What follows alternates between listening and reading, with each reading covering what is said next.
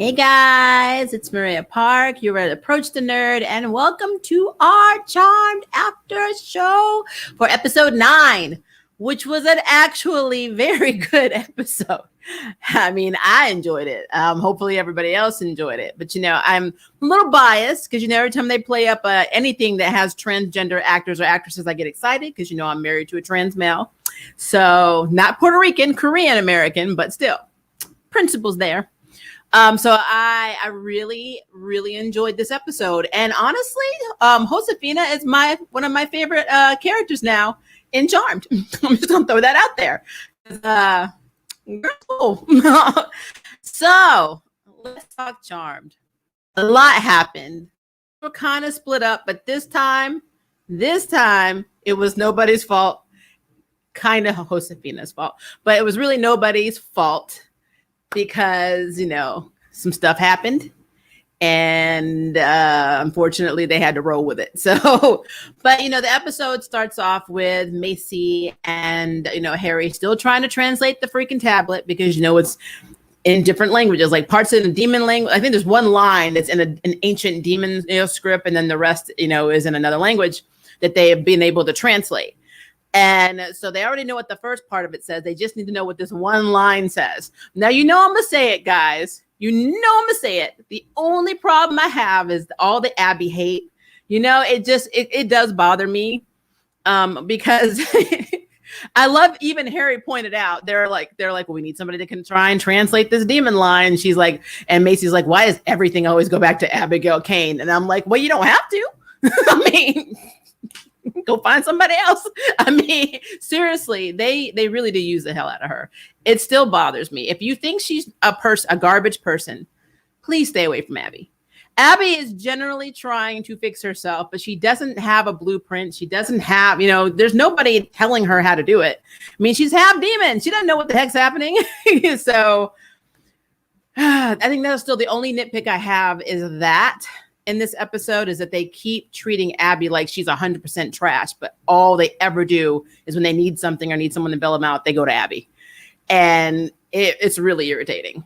And I will say when Harry and her were talking in the episode and he's like, you just never change. You just, a narcissist and blah, blah, blah. And she was about to say, I know you're not talking about that. And you came to me, I'm like, Before she could get that out, they turned into Vulcans, but we'll get to that in a minute.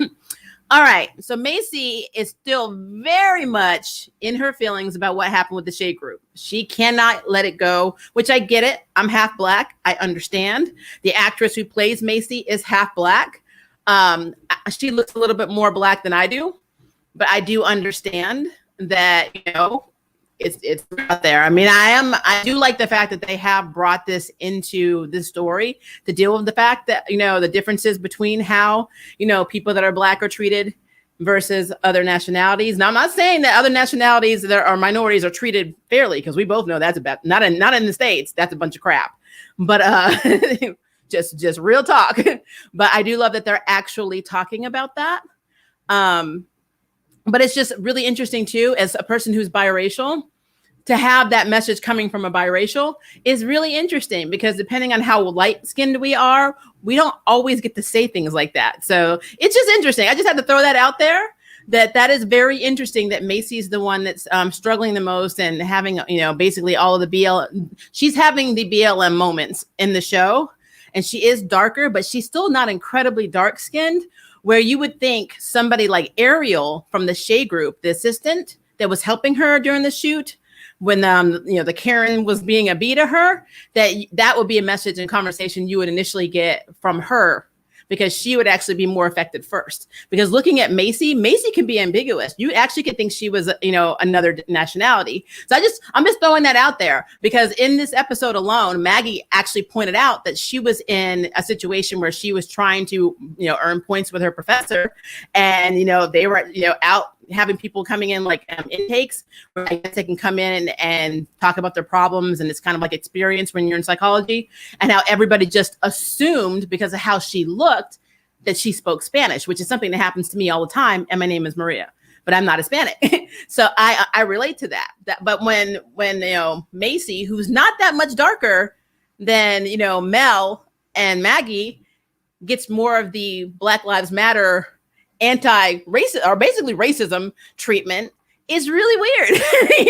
So I'm just putting that in perspective. This is just from a biracial perspective, someone who has dealt with this for over 40, almost 45 years since birth, that it's really interesting. So put that out there. All right. So because Macy is not, she's in her feelings because number one, Harry keeps trying to get her to talk about it. And she's like, look, dude, I'm like, I want to talk to you about this, stop. It's exhausting. She's like, I'm fine. Let it go. Meaning she needs time to process it. And he is not getting it. So, she's kind of like, okay, whatever. And so when Jordan comes over, Jordan's all like, oh, hey, Maggie said she was going to help me with my tulip research and la, la, la, la. And it was like, okay, that's cool. And then he goes and like accidentally, I guess he tried to hug her or touch Macy. And of course, because they're allergic to each other in the episode, he gets blasted back. And she gets mad and just snaps at him. And she's snapping at a lot, but she's kind of being a little bit of a bee to people. And again, I get it. She's still in her feelings. She's kind of traumatized. But you're doing this to another minority who gets it. So, I need you to, but Macy is not good with feelings. We both know that. We all know this. So at the beginning, she was annoying, but so then we meet beautiful, Josefina, who makes her debut by casting a spell. And Jordan, being the chivalrous knight that he is, jumps in front of Macy. And they both get zapped into basically her bag. Now, please don't ask me to say a lot of Spanish words. I don't want to embarrass myself for people who are actually Puerto Rican or any form of Latina or Hispanic in here, because I will butcher. Listen to me. You see, I butcher regular names. I butcher these names. So I will try to say the name of the magic. It will not be right, but I'm just saying, disclaimer. Don't hate on me. I didn't got it. So, so basically, they end up in her bag, and then she's off to find the Book of Shadows. She's upstairs, tearing it apart, literally tearing the attic apart, looking for this book.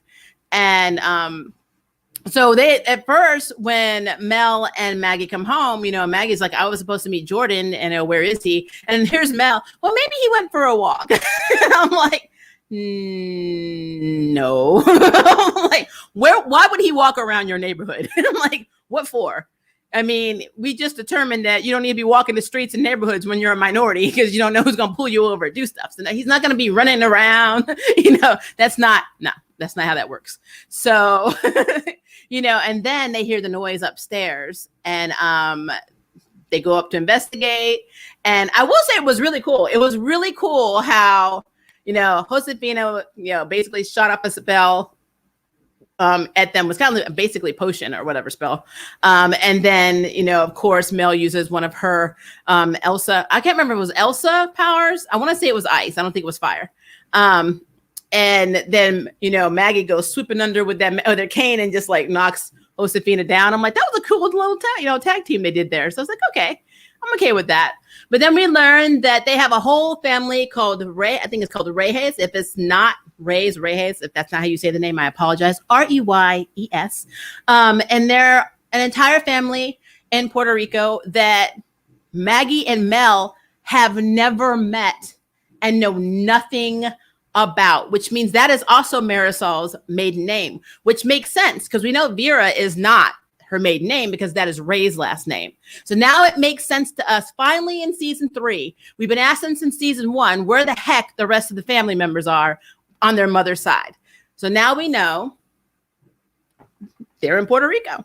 So Marisol must have been the only person in the whole freaking family to ever leave Puerto Rico. That's what it sounds like. And she pretty much abandoned the family, according to Josefina. But of course, Josefina got kicked out too. But we'll get to that in a minute.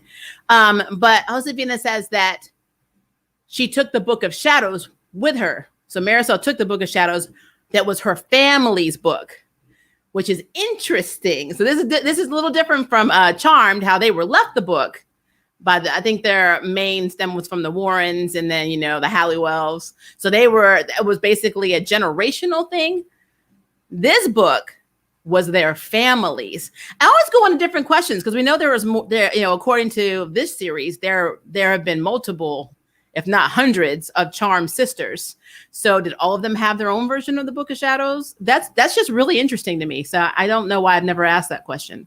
But so yeah, so she wants the book and they don't have the book because the book is gone. And we finally got a reference again to Mel trying to put the Book of Shadows back together. So apparently she's been doing this entire time. Like she hasn't stopped because Maggie's like, oh yeah, Mel's been trying to reconstruct the Book of Shadows basically from memory. And she can basically show you what we got.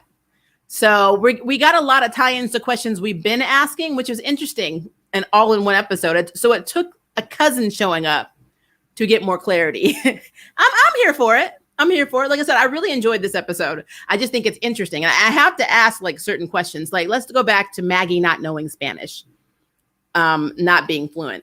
How come she's not fluent, but her and Mel were raised together with Marisol and Mel is fluent? Like, what makes Mel more fluent than Maggie if they were raised together? I'm just throwing this question out there because it confused me. I can see Macy not being fluent or even knowing Spanish because she was raised by Dexter. But why wasn't Maggie fluent in Spanish? Now, I know in reality, they're probably just saying that because the actress, again, like me and Macy, is half black, half white. And she's closer to me because I'm white, black, and Native American. I have a little Asian. And then she has almost the exact same mix that I have in real life. So that kind of makes sense. But her character is supposed to be half Puerto Rican and half black in the show. So I'm really interested to know why she doesn't know as much Spanish if she was raised in a Spanish household. That I'm just throwing that out there because my mother spoke Gaelic and Scottish, and I understood Gaelic when I was growing up because that was used in my house, and so did my brother. So I mean, just throwing it out there. I'm just really, really curious about that.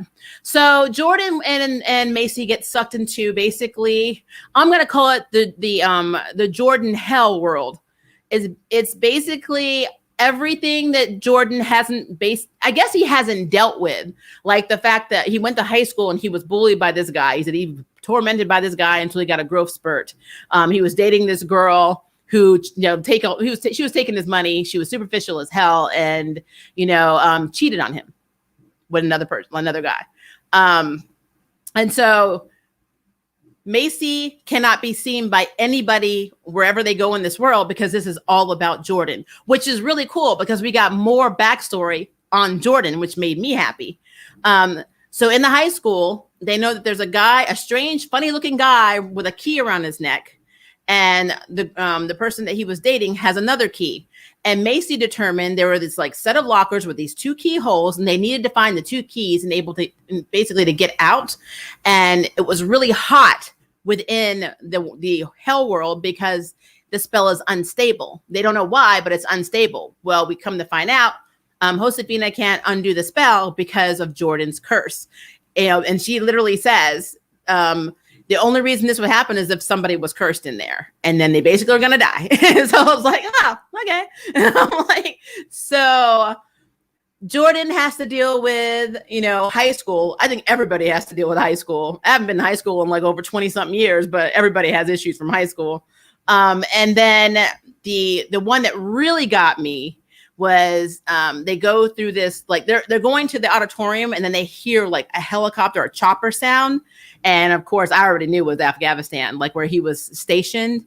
And there's a scene where there's a translator that he helped get a green card who just had to go on one more mission. And then he was basically going to America. I guess Jordan was helping him get out. And then he ends up dying on the mission.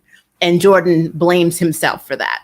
And his name was Martin. And that whole scene was so heartbreaking. Like he was trying to stop him from going and he just got shot before he even got into the Humvee. And I was like, no, it made me so sad. It made me so sad. I was like, no, Martin. And when they said Martin, I was thinking Mati from like Captain Planet. That was really in my feelings, but you guys know I'm crazy.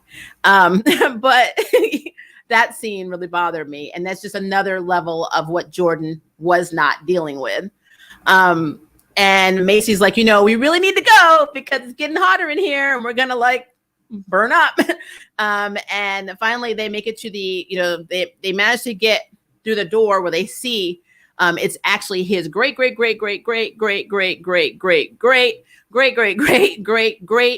evil grandfather, Chase, who started the whole curse. And he's the one that has the key around his neck. And he's rolling around looking like a whole Dr. Watson stepped out of one of the old Sherlock, movies. And then, of course, when they go into it actually looked like a theater production room. It might have been a theater, a school theater, high school theater. And you see on the stage, you see the entire thing where the witch that cursed them is being persecuted by the grandfather. Of course, they're talking about the Black Amber. We know what happened. But she starts talking to Jordan, saying, please help me. This is how you turn the tides, basically. This is basically how you free yourself from this curse. And so Jordan goes up and he starts wailing on his granddad, but he ends up getting the key. And then the witch is like, kill him, end this, free yourself. And he's like, violence begets violence, and, I can't change the past, but I can, I can make a difference basically in the future, which is effing beautiful. And then she whispers in his ear. And then she, we learn later in the episode, she released him. And then he was able to hug Macy. And I was like, oh, Jordan is free. But question, y'all. Question. Don't worry. I'll get to Harry and Abby in a minute. So now that Jordan is free, Macy has no excuse for not touching him. Not Macy, Maggie. So now if Maggie doesn't want a relationship, she can't use the fact that they get blown apart outside of this is the year of me anymore, because Jordan can touch her all day, all night, all week, all year, all month, whatever. So what you gonna do now, Maggie? What you gonna do, girl? All right.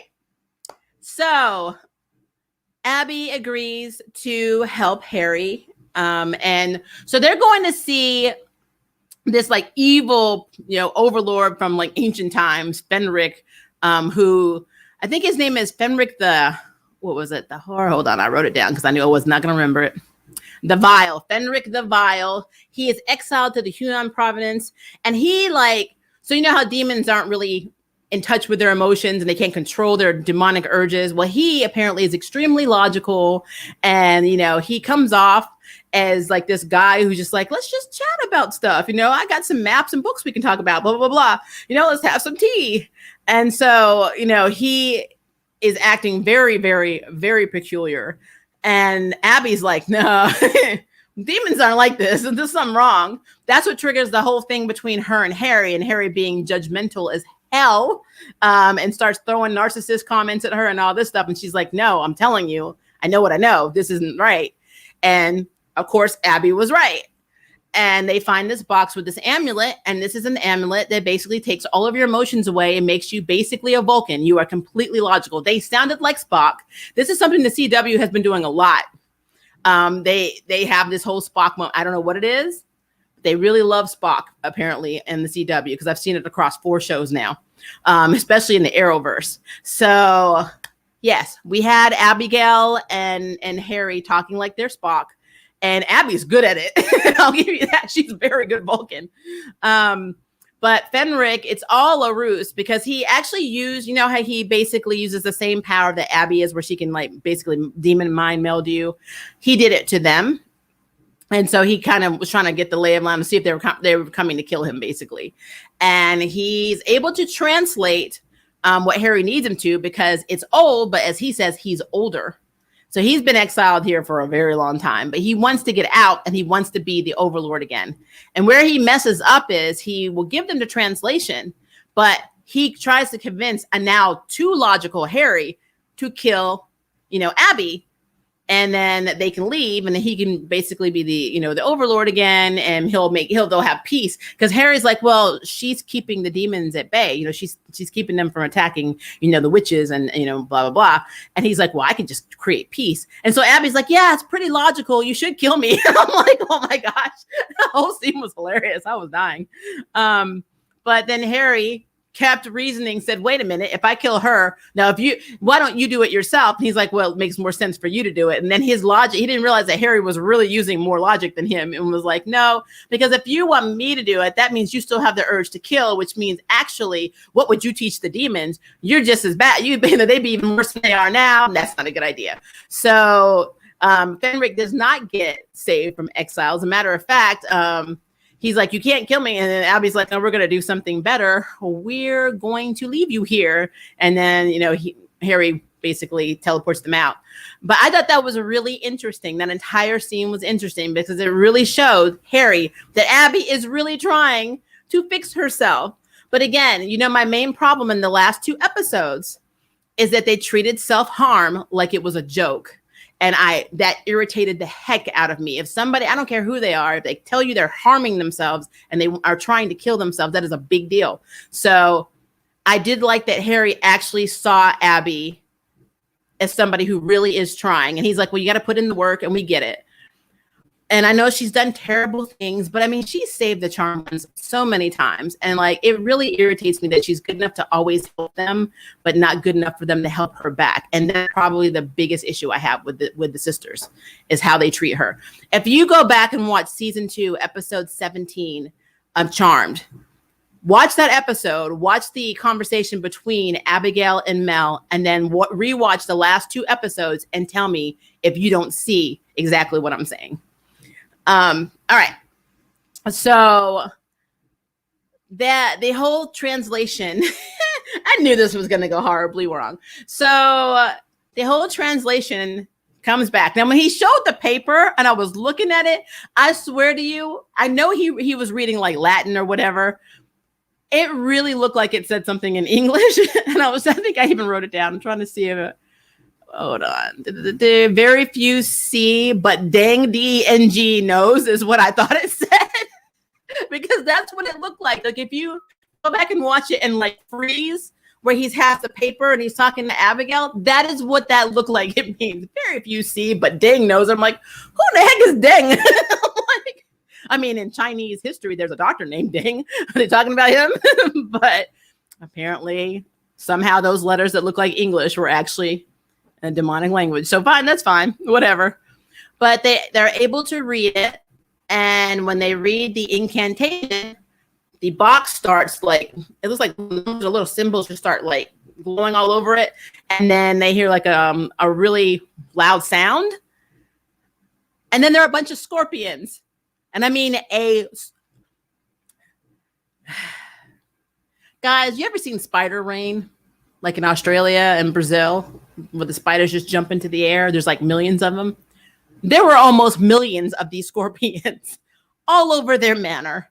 And Maria was like, oh, no, I'm already out. I'm like, it's time to move. I'm burning the house down and it's time to go.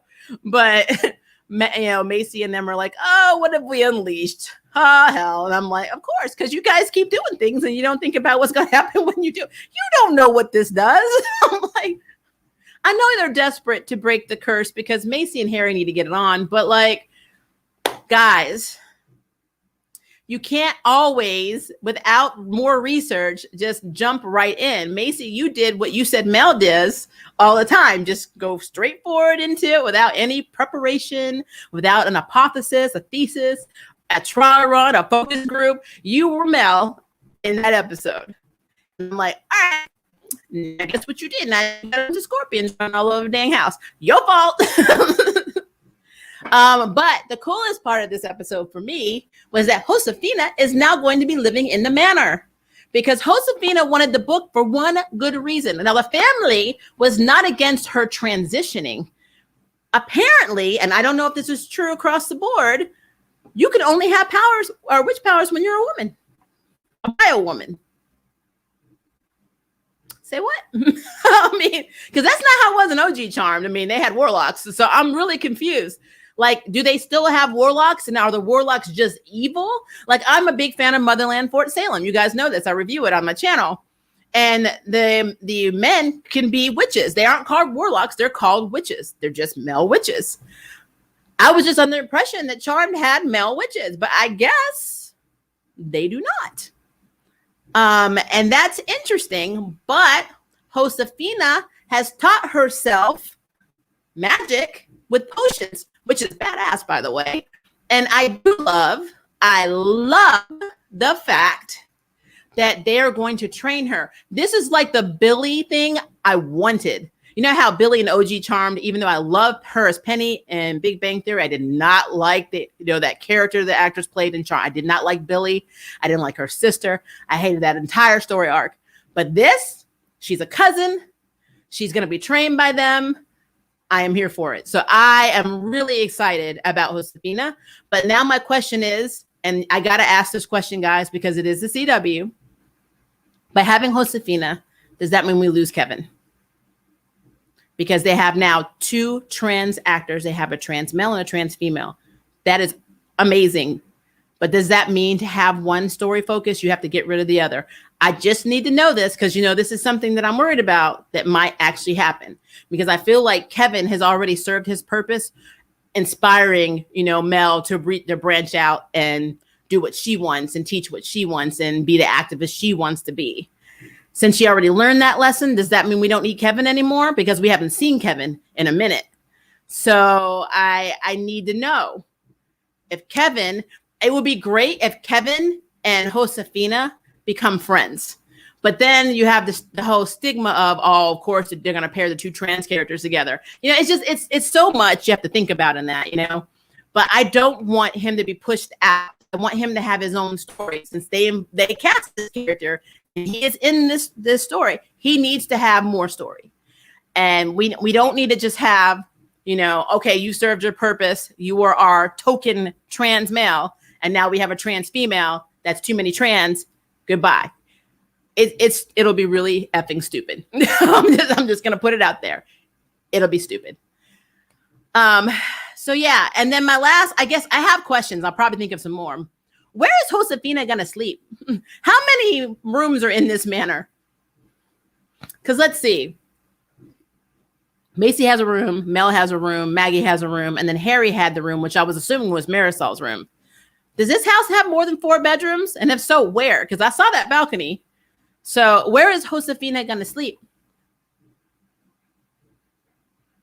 Because Harry has to be sleeping like on the couch or in the attic because he can't touch his woman. So I got questions. Another question that I have to ask, guys. I have to ask this, and then I'll start looking at your questions in the chat. So when the bag was burning, okay, Mel says, go and get some ice. I think you know where I'm going with this. Why? Did she not use her Elsa powers earlier than she did in this episode? You want ice? Your hands are ice. Why don't you just use your power?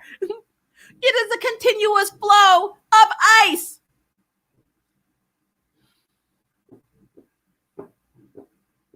Guys. And then later in the command center, then she starts freezing it. And I was like, let me get my water of truth. That is called a plot hole. Just saying. So all you guys who have a drinking game when I do this, start drinking. Because I learned it's that. I don't know if it was Kevin. Somebody said that they did that when I drink water. So there you go. You're welcome. So yeah. I had those questions, but this has been probably, as far as I'm concerned, the best episode of season 3, like literally this entire season. I am so excited for Josefina as a character in general. She's pretty, she's charismatic, and she's a hell of a lot cooler than the sisters. So I'm like, I like it. So yeah. That is my recap. So let's get into some questions. LOL me. Oh, it was you that has it. Okay. Ray Alexander, you're welcome. I hope you got some alcohol. Was it you and your boyfriend? Start drinking, buddy. I might hit you up a little bit later. He'll get another drink out of me in a second.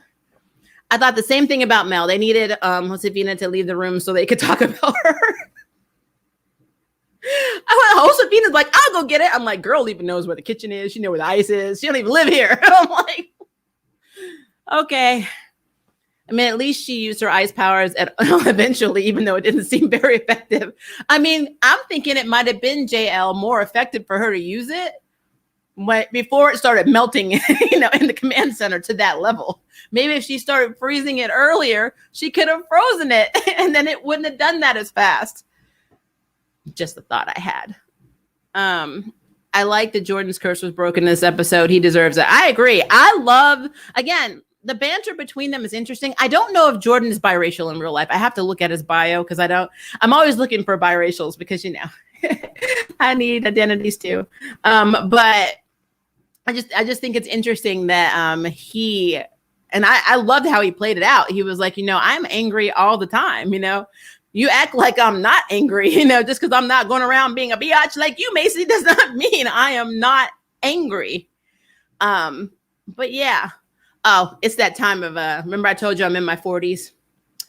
I'm not in menopause, but I feel like it. Baby, air conditioning! I know, guys. I know. I'm in my thing. I don't know if my spouse actually heard that. Sometimes River does. Sometimes not. So if you hear me like roll, it's because the air is right there. Oh, there's River. Yay! So thank you, baby. I love you. So yeah. I don't know. This, like I said, I really feel like, but then again, you know what though? I don't know if Mel's powers are actually considered ice or she's just speeding up not time, but I guess the age of something so quickly that it freezes, like in the ice age, slowing it down because the fire will be speeding it up. So if she's slow, okay, so if her powers work, where like, okay, so I have this candle, right? So I have this candle and then I want it to literally, age or de-age. So she's breaking the molecules down, right? And she's either making them so slow that they freeze or so fast that they heat up. Then in theory, couldn't the bag couldn't have worked that way too? I realize it's a spell, but I was thinking, the physical bag itself, couldn't she have slowed the molecules down enough that it wouldn't catch on fire? Questions. She's actually slowing down molecules. That's why it's called molecular inhibition. Okay, so then the question's the same. Should that have not frozen it? No, like at some point it should have worked. And the earlier she had done it, the faster it would have worked. But their magic, what's the name of the magic? What is the name of the magic? Hold on. I love that, like, the magic is actually predates. It's basically the basis for all of the magic. And of course, Mel's like, oh, that's dark magic. And then Josefina's like, like, no, ma'am. I was like, whoa, she was about to smack her. I'm going to try it. Is it Brujerie? Brujeri? It, like, so the way it was. Yeah, right. Thank you. I don't know how to pronounce it correctly. I'm sorry, but we're gonna call it brew. So brew magic predates a lot of different magic and is the basis for magic, including the Charm One's magic, which I thought was pretty cool. I like how you're trying to raise, like, let me break it down. I probably need to hear it. So what I'll do is I'll pop it into YouTube later, because YouTube for some reason has everything on the planet. If you put how to say, it just pops up. I don't know who's doing these videos, but they are on it. But I just wonder, like, is it like the way she was describing it, some of the like ingredients and stuff is some of the traditional voodoo. Like if you actually study some of the New Orleans different forms of voodoo and magic, and people coming over from Africa, people coming over from Shimbali and all these places, it's almost the same. So I thought that was interesting. I love how it's like connective magic. But like when they were describing it, the first thing Mel was like saying, was like, that sounds like black magic to me. Like, I'm like, you don't know anything, do you? Like, you don't study crap. Like, so yeah, that whole scene with Josefina was pretty cool. And I mean, you have to give props to the fact that Josefina was so cool. She was like, hey, we can do this, because they remember that to stop the bag, I left this out. They cast, I think it was called the Wall of Stone. And to do it, they got a pork chop bone and they got a peach schnapps. And I'm like, grocery store spells. That's awesome. I'm like, I'm completely down with that. Which is pretty cool. But so is Bostia? Is that the bag? I probably should take Spanish, but then nobody will believe me when I say that I'm not Hispanic or Latina. So, trying to weigh my options here. Yeah, I have to practice this, guys. I really appreciate that you're doing this for me. Brujeria.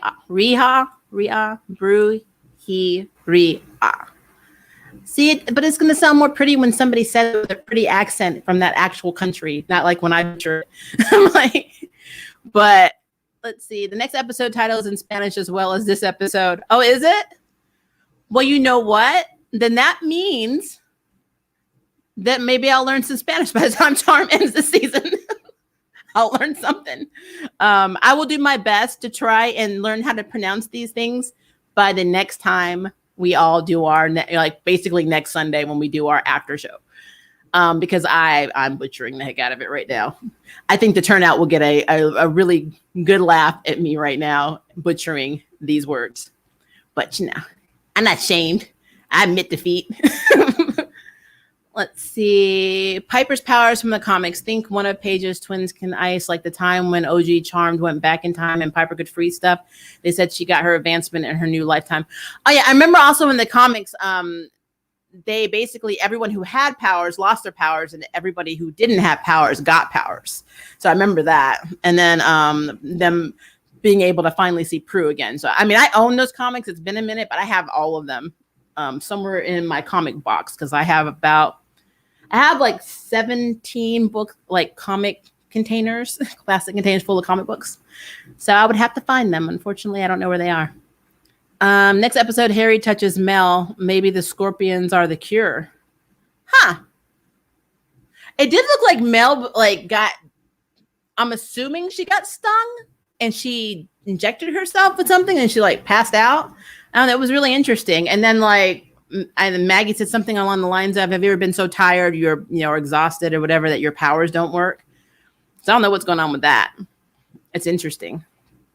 But because the CGI effect is used like cyrokinesis and thermokinesis. Yeah, whenever I see Mel use her powers, I always joke that she's Elsa and Human Torch at the same time, because that's what it looks like to me. I'm trying to scroll up. I'm sorry, guys. Okay, when Josefina pulled up with that big bowl of ice, I was so confused on where she found that. She got it fast too. I'm gonna tell you, that's something else I didn't think about. Look at the timestamp on how long it took her to go downstairs, get the ice, and then run back upstairs to the attic. I mean, she should run track. Heck yeah, because this set made me drink. No make witches. Can we get an explanation for males and females? I need to know why are there no male witches in Charm? That is really weird. That's weird. So I mean, obviously. So again, I consider my spouse to be male. My spouse has not transitioned. So biologically, when we go to the doctor, still has a female body. But my spouse feels like completely 100% male. I consider my spouse to be male. So it is what it is. And so when I say that, Josefina's female. So Josefina says that Josefina is a female. So Maria says Josefina is a female. So why are your family hating? It's just like if you look at Supergirl with Dreamer. Dreamer is trans female, but still got the powers that were supposed to be passed from from mother to daughter. So Josefina has powers. So if Josefina has powers, I don't think you have to. Honestly, I don't even think in Charm you have to be female. I don't know why the family is saying this. We don't know exactly what's going on with that family because they're a little shady. This is a little bit shady. They literally kicked Josefina out of the family because she kept practicing and teaching herself magic. That's messed up. So maybe Marisol had a good reason for leaving, but I mean, we don't know because Marisol is so shady. She never told the girls they were witches. She never told them they were charmed ones. She never told them she was an elder. She never told them that she cheated on, Ray and had, literally Maggie with Macy's dad. She didn't tell them anything. She was shady. So, I mean, 9 times out of 10, she could have just took the book because she wanted it. I mean, it may just be that she took the family's grimoire, and it actually happens to be the book Shadows, and it was for their family. And maybe we get an explanation on who wrote all the spells in their version of the book, even though in the pilot episode, we did see Melinda Warren in the first or second page of the book when they opened it, which is also very interesting that they have a reference to an OG, charmed character who is like basically one of the sources of their magic. So I got questions, guys. I got questions. I have a lot of questions. Maybe she did a locator spell. So is that when, how did Josephine know where the house was? That, or, I mean, at this point, I feel like everybody knows where their house is. I'm just being real. I'm like, ever since they are alive again and nobody seems to question it and they're not in trouble for faking their own death for no reason, no explanation given. We don't need an explanation of why you've been dead this, for an entire year. It's all good. I don't understand anything about any of that. It doesn't make any sense because in the real world, because we are dealing with a show that deals with real life issues like BLM, and we finally have, dealing with gender, transgenders. We had one non-binary character. They said it was non-binary. I'm not really sure. It was in season 2. We're getting all of these really progressive things in Charmed, but yet when it comes to basic stuff like the government, basically declaring you dead because you died in a house fire and then realizing that not only are you alive, but your house is alive and not really alive, but it's alive because it followed them to Seattle, but your house is back. Everything's back. It just looks like you literally picked up your house and just took it to Seattle, which makes no sense because they know that the house exploded in Michigan. So guys, Hilltown has a space where a house was.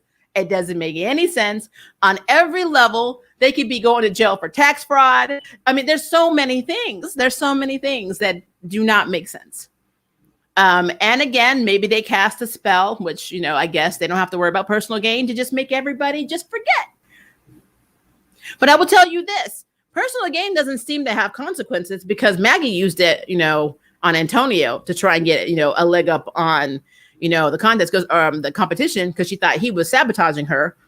So I wonder why in the last episode where Macy was humiliated by the Karen there, why she didn't just use her powers to drop that entire building. I'm like, you know what? Boom, forget you. Like, forget you, forget your malaria campaign, forget this building. So, I mean, there's things I'm trying to figure out about the rules of this universe because they don't seem to have them. Like, I wish that they had, I love how, Sean, you were reading my mind right now. I was about to say this. I wish that they had Celeste or another elder still around to give them life lessons because they really need it. They are literally flying at the seat with the seat of their pants on how to do this. And if we're talking realism, I just got to say, I don't understand how the world has not questioned them about being alive.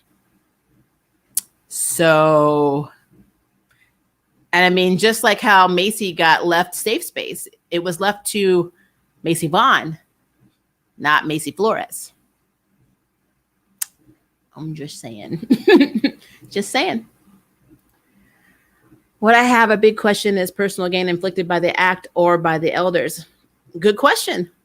I don't know. I don't know. Because we don't know. We know that the elders were shady. We know that originally we thought the last elder had died because when the last elder died, it triggered, the source return and blah, blah, blah.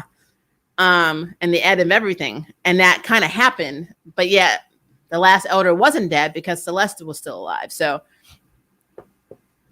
I don't know. That's a very good question. I've been trying to figure out the rules of this universe since episode 1 of season 1. So you got me. I don't know. I don't know.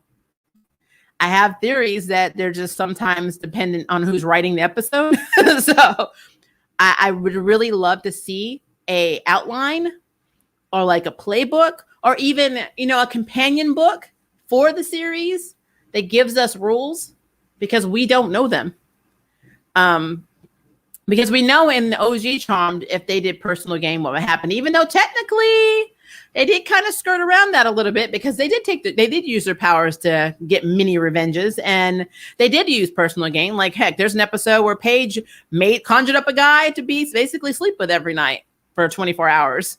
So yeah, they do stuff, but they would have consequences. Phoebe lost her active abilities because of personal gain with her obsession to find her baby daddy. So, I mean, we know that happens. We just don't know if that happens in this universe. And that is weird. And I mean, by season 3, we should know what the consequences are.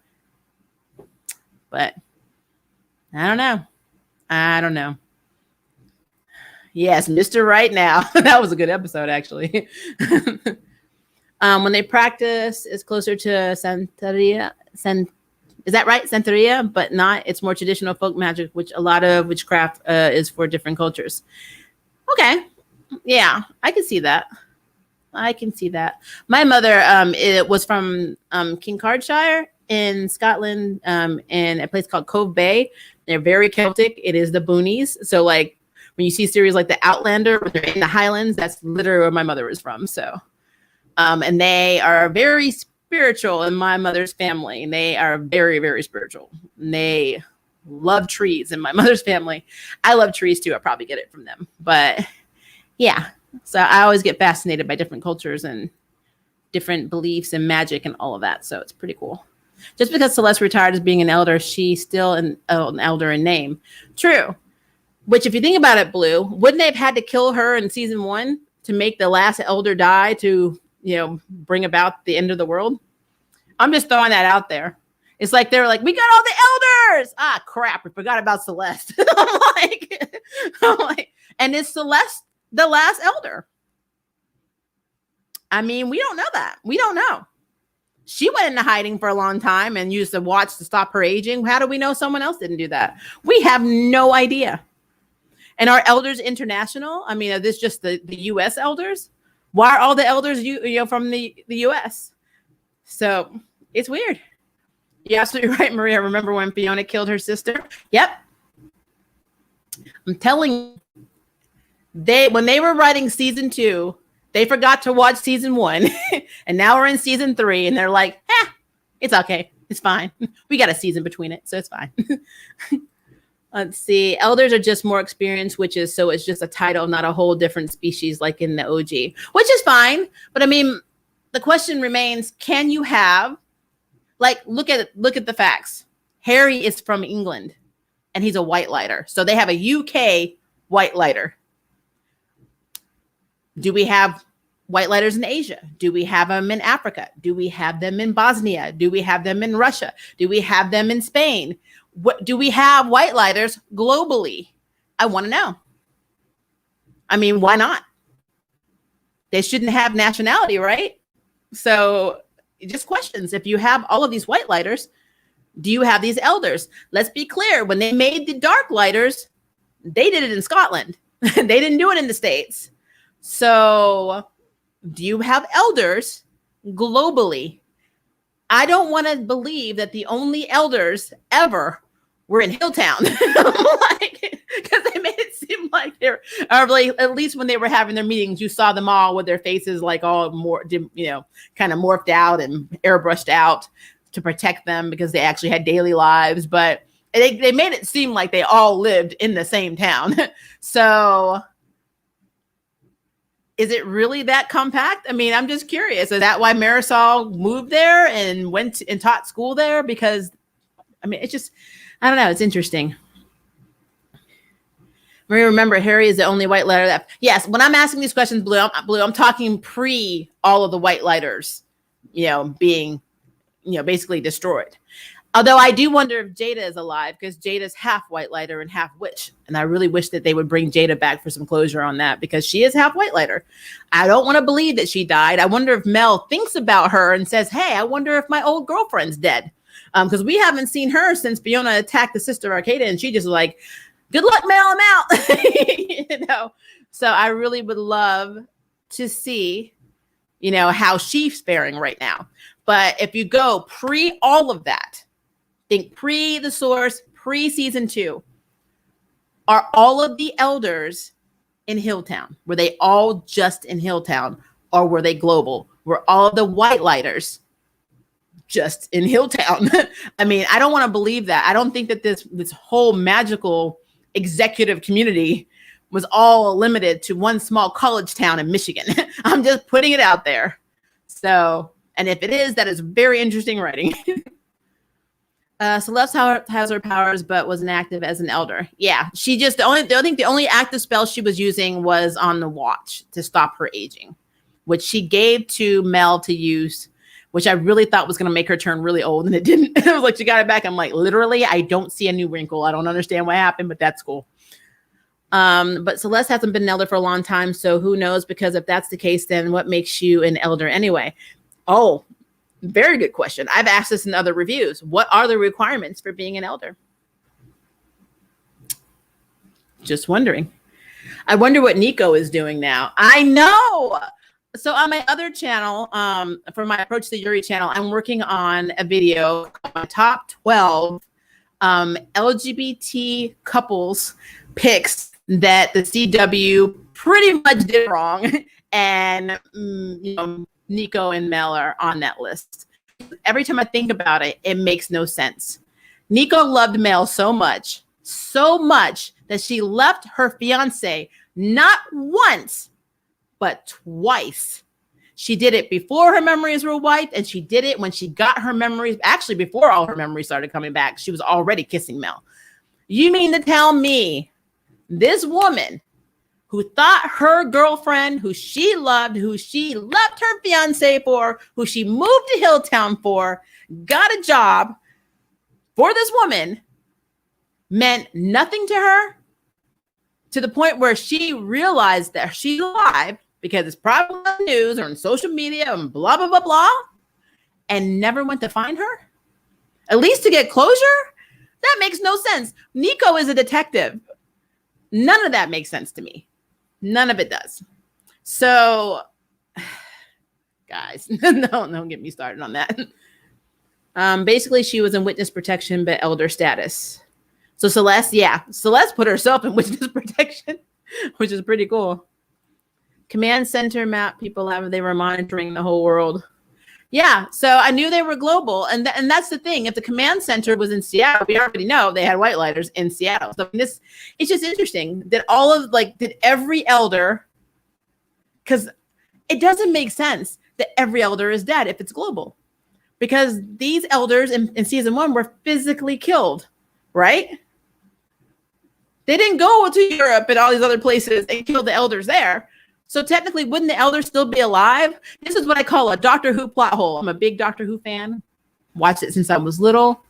And whenever there was something that was like, wait, that doesn't make sense, timey-wimey, that became the plot hole. Charm has lots of plot holes.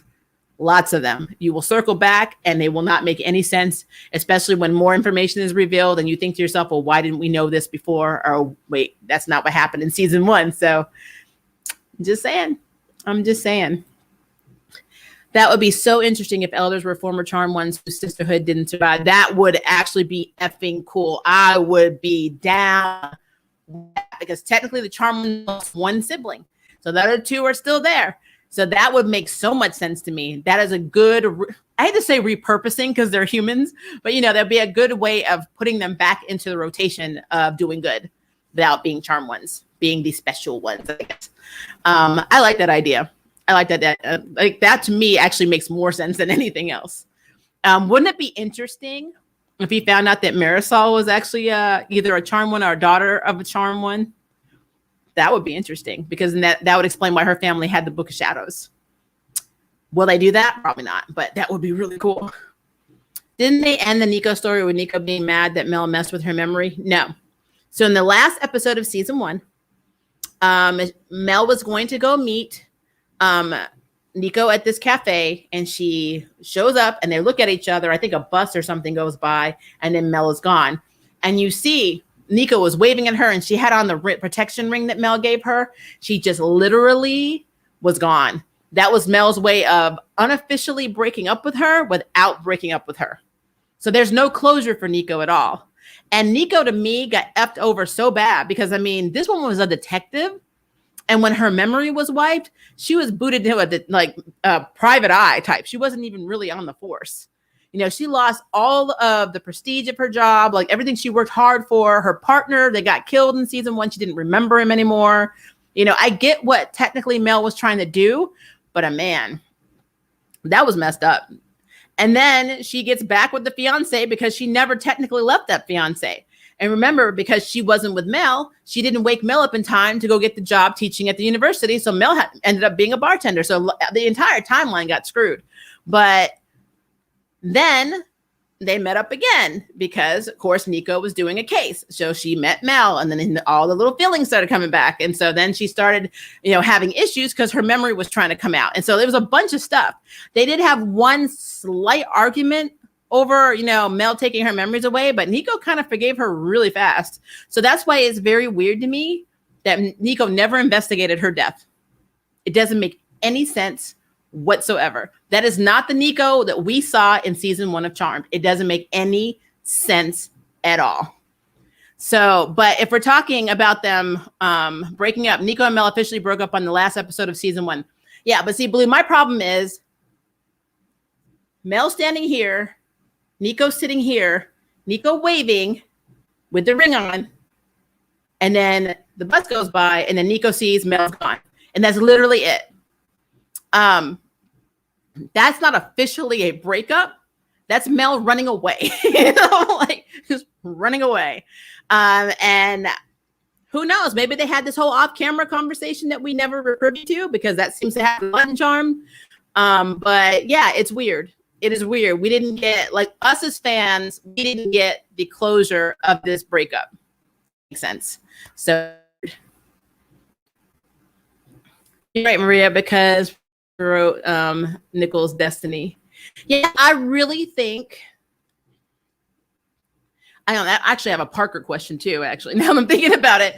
I really think that we're going to start seeing more people from Hilltown in the future. Right now, though, I think what's happening is this whole, because of COVID, the allergy is a very good plot device to put in so they don't have to be, being 6 feet away from each other or whatever, 3 feet, 5 feet away from each other is very valid for them. Even though now Jordan's at risk of getting COVID because he can hug people now.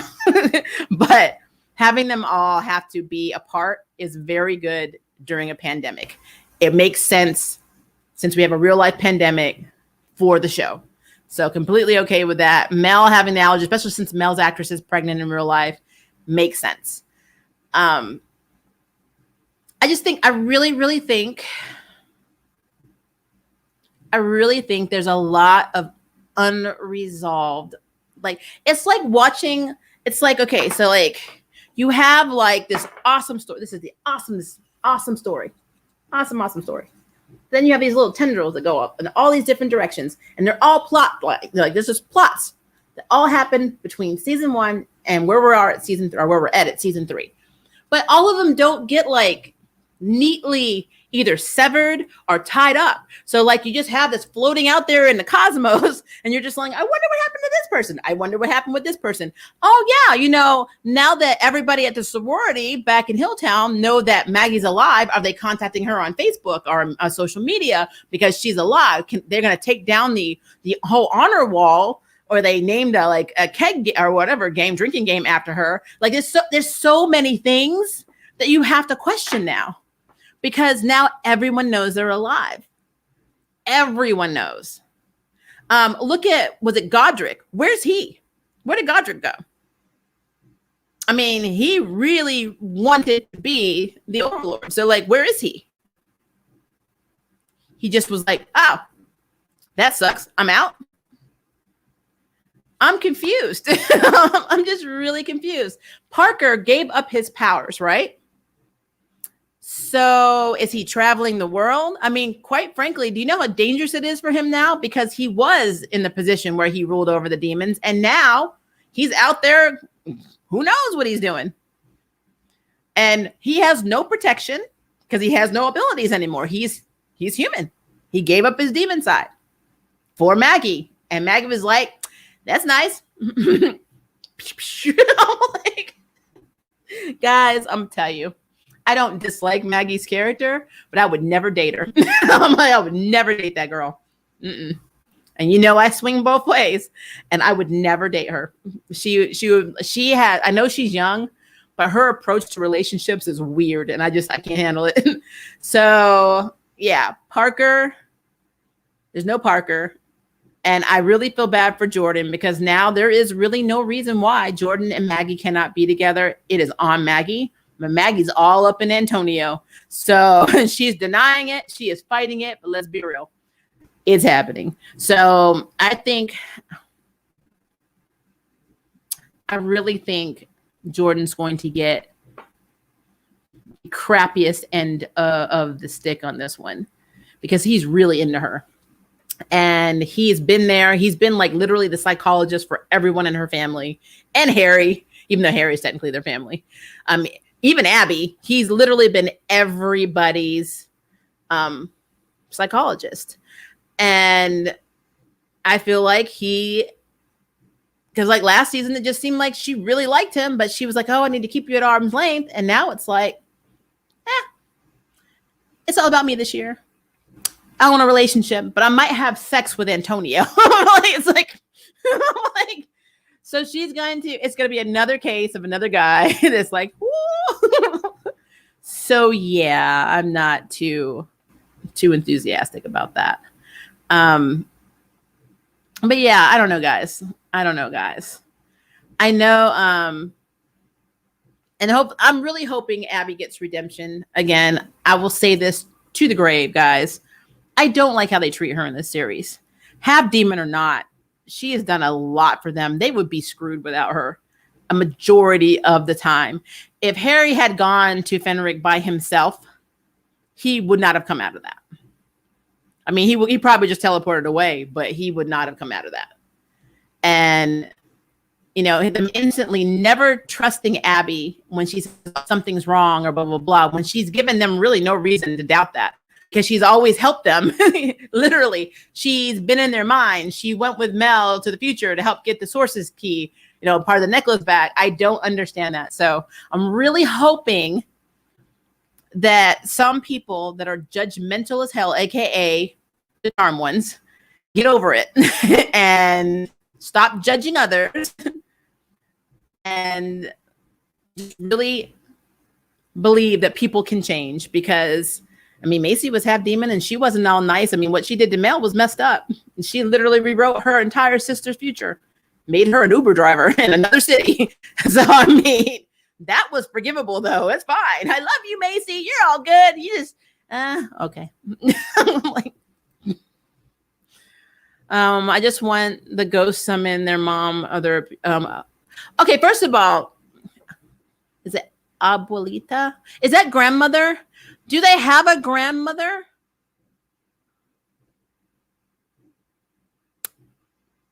Did they mention having a I know there's Grams in the OG charm. Did they ever talk about a grandmother? That would be cool. That would be really cool.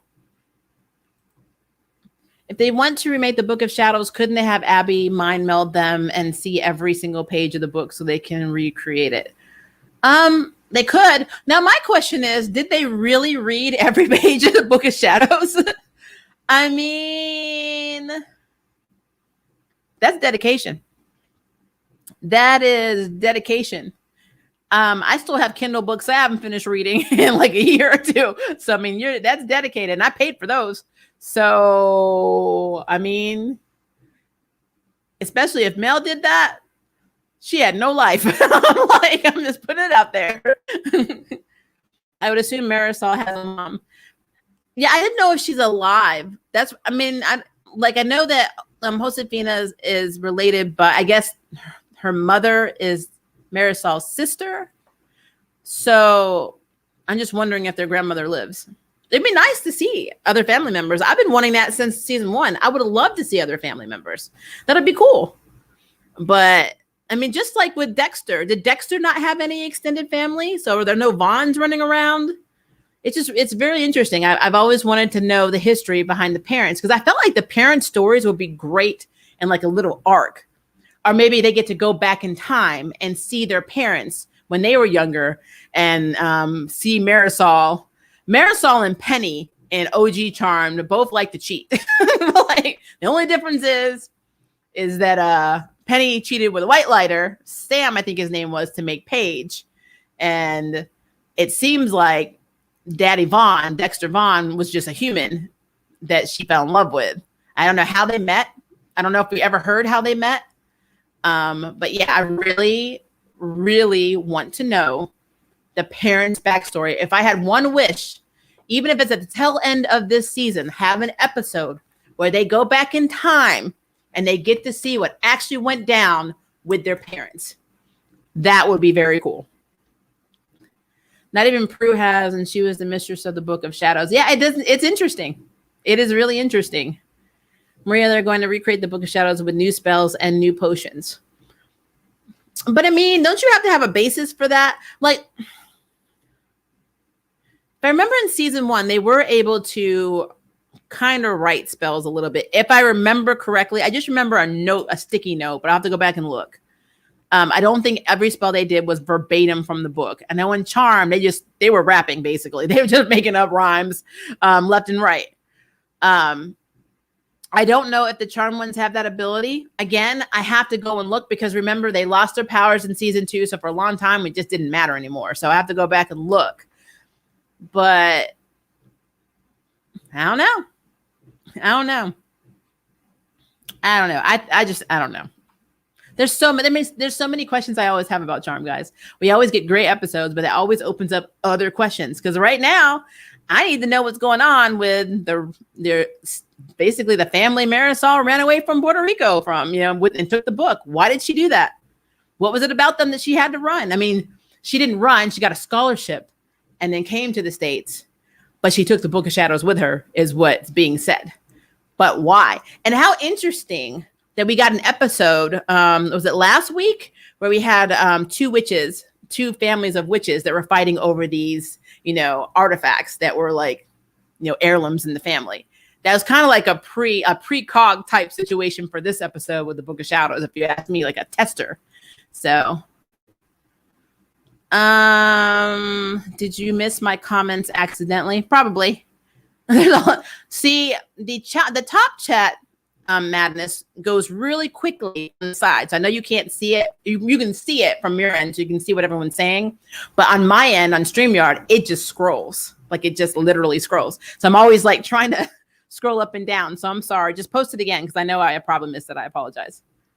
I missed the made up spells from the OG. As Penny said, they're witches. They can do anything. Yeah, I actually love that about it. I mean, I do agree that some of the things that they did in OG Charmed has not aged well in terms of the world we live in today. It wasn't as realistic with society. And I will say this forever. I still don't get how they didn't have as many queer people in their show when they lived in San Francisco. And San Francisco, especially in the 90s, was the hub for LGBT. They had Pride, they had parties, they have organizations everywhere. It just didn't make sense. I think it was more of a fear of putting that on, because they had like maybe 2 LGBT characters that weren't treated very well on the show. They were there, and if you blinked, you missed them. But yeah, it didn't age well. But I will say that how they use their powers, I really love Paige's ability to use her white lighter, teleportation thing. Like, she basically would orb things to her. I actually love that a lot. I just don't know. Like with the girls now, I don't even know how that would play out, because one thing I will say about OG Charms, when it came to being sisters, they kind of had it. Now, to be fair, Prue, Piper, and Phoebe grew up together, and Paige came later. But after like her second season with them, they acclimated very well with her, and she was just a sister. So yeah, it just is what it is. I know Poppy is not casted in 310. What? She's not going to be in it? What? I love Abigail. I love Richard Montana Page and boyfriend with the magic addiction. I'm telling you, the tragedy of OG Charmed is the episode with the pirates where they put the aging curse on you. And the very first person that we saw was a woman who's living with a girlfriend, and the girlfriend comes home and her girlfriend's missing. So she goes to the charmed ones, and Paige is like, don't worry, I will find out what happened. And then Paige goes, and then she gets cursed. And they save Paige, but they never go back to that woman and say, hey, by the way, we're sorry, your partner is dead, because she died. And that irritated the crap out of me. It's like, wow. In every episode where we've had somebody, they either rescued the partner, or if the partner died, they at least went and told that person. This woman was never told anything. She was just left out there wondering what happened to her girlfriend. And that's the OG Charmed, and that's why I have problems with it. That and Daryl being one of the only minorities or token black guys on the show. The first 3 seasons had a different showrunner, and I like those episodes more. Yeah. That's the problem I'm having with this one. They changed showrunners, and I really wonder what we would have gotten if we had season 1 showrunners. I really wonder what we would have gotten if we had them. But, I can't regret it too much, because we did get Abby and we did get Jordan. I really like Abby and Jordan, so we probably would not have gotten them if they kept the same showrunners. So, but who knows? The sister bond, the OG, was never the same after Prue left, in my opinion. I agree. Prue's my favorite Charmed one, so I get that. But still, they were able to work as sisters. Like, they were never separated, like Macy and Mel and Maggie are. It's a whole other dynamic. It's really interesting. I love Abigail and Jordan. They are awesome. I watched every season of the OG Charmed. I have them on DVD, and I have it in a box set. It looks like the Book of Shadows. So like every spell has a DVD inside. It's really cool. We need more Abigail. We absolutely always need more Abigail. It would make more of the dynamics make sense. I feel like, hold on. I was thinking it would be a better mix-up to make Mel the long-lost sister. Yeah. But I still think it's really Jerry Springer to have her be raised with her sister her entire life, thinking they had the both parents, and then realize she's actually the half. That's really funny. Hold on. Oh, wait. Though it's unfair, Jordan gets more episodes than Abigail. Kind of, but really, I feel like because he's cursed, it almost felt like his whole struggle was put on the back burner too. So I do like that he got to have a closure episode. And plus what Maggie's doing to him is messed up. So I do like that. I saw people shipping Macy and Jordan on Reddit. I'm sure. My cons were about Powerpuff casting Robin Lively as Miss Bellum and Tom Kenny as narrator. Yeah, I saw that. That's pretty cool. Yeah, like I said, I'm reserving my opinion until I see. I always watch the first 3 episodes of any new show that comes out. So until it comes out, I can't say whether or not I'm excited until I actually watch it. That is how I stay objective. No, Jordan only has eyes for Maggie. Hashtag Hasty forever. Yeah. Harry's the only one that can handle Macy when Macy has PMS. I like Macy and Jordan together at JL. I think Macy and Jordan remind me of twins, like siblings. They bicker they really were acting more like siblings than Macy does with her actual sisters. Will you watch and review The Nevers? I am really thinking about that because I saw the trailer the other day and it looks really good. So I think it's based on a book series. I've never read it, but it looks really good. So there is a possibility. If I don't do episodes, I might do an overview like I'm going to do with Winona Earp. I'm going to just wait till the whole season's over and then talk about it, which I want to say the last episode has aired on last Friday. I've recorded them all. I'm only on episode 3 of the 3rd episode of the last part of Winona, which makes me sad. I'm really upset that they're gone. But, please watch Zoe's Extraordinary Playlist. It's super good. I have things on my list. I have so much, guys. You have no idea how much stuff I watch. Oh, my gosh. I wish I had a type of life where I could just watch stuff all the time. And now I'm a review site. to pick and choose because I work 3 jobs, and then one of them is YouTube. So yeah, if I can, I will.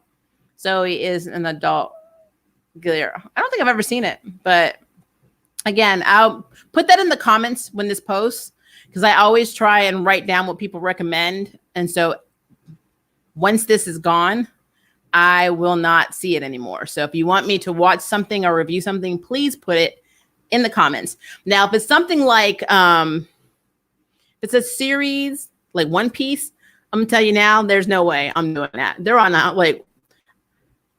they're past the hundreds. I mean, I've only seen the first 4 episodes of One Piece, so it would take me effing forever to catch up on that. So there's no way I'd do that. But if it's an anime or a show that just recently came out and it's not crazy long and it's not their 5th season, then yeah, I have no problem doing that. OMG, the JC shippers have risen. I told you. Well, I mean, everybody has their ships. So, I mean, I'm not gonna hate on it. You think that's bad? You should look at my Ruby fandoms, because I review that series. I'm a big Ruby fan. If you couldn't tell, got my Weiss doll just came in. My Ruby doll's coming in next week, I think. Love Ruby, and they went to war over their ship, so they violent. I met an adult Glee. Okay, so it's a musical theme. That's pretty cool. So is it kind of like Crazy Ex-Girlfriend? Because I love that show. So I will have to check that out. Okay, already got that one. Let me move back up because it is literally flying. Macy and Jordan would have some cute kids together. Yeah, I can see that. And Jordan and Maggie have way more chemistry and moments together and find each other attractive. Like I said, this whole thing with Antonio is just weird. That's just a throw in. I don't know if they're doing it to make a love triangle. I don't know what's going on. But it's just really weird because if you really look at Maggie went from her high school boyfriend to Parker, who she took from, what was her name? The blonde friend who was over the sorority she was in. And I cannot remember the name of this girl to save my life. But that's who Parker was dating when Maggie basically kissed him. And pretty much stole the girl's boyfriend. I mean, she comes by it honest because look at her mama. I'm just saying, look at her sister. Mel did the same freaking thing. She knew Nico had a fiance and she slept with her. So they have no problem cheating. That's why I better not ever, except for Macy, technically, I better not ever see a Mel or a Maggie episode where they get cheated on and they're all like, oh my God, how could you do that? I'd be like, well, how did you do it? No, because you do it all the damn time. I'm like, no, ma'am. The mirror is basically a girl gets an MRI and the MRI malfunctions and she comes out with the power to see people's most personal thoughts and feelings as a musical number. Oh, wow. That didn't happen when I had an MRI. I'm like,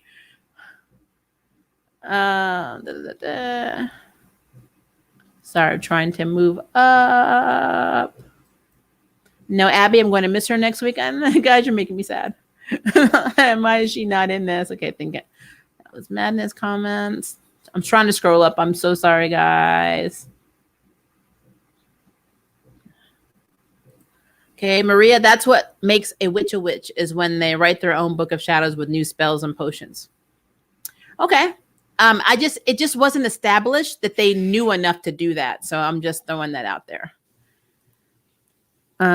It's unfair that Abigail is considered part of the main cast, but she's not in as much as Jordan is. I agree with that. Like I said, when she's in it, they bully her. I mean, I just really, seriously, the people that are lecturing her kind of make me upset because they're kind of being hypocritical. Even Harry is not the picture of perfection.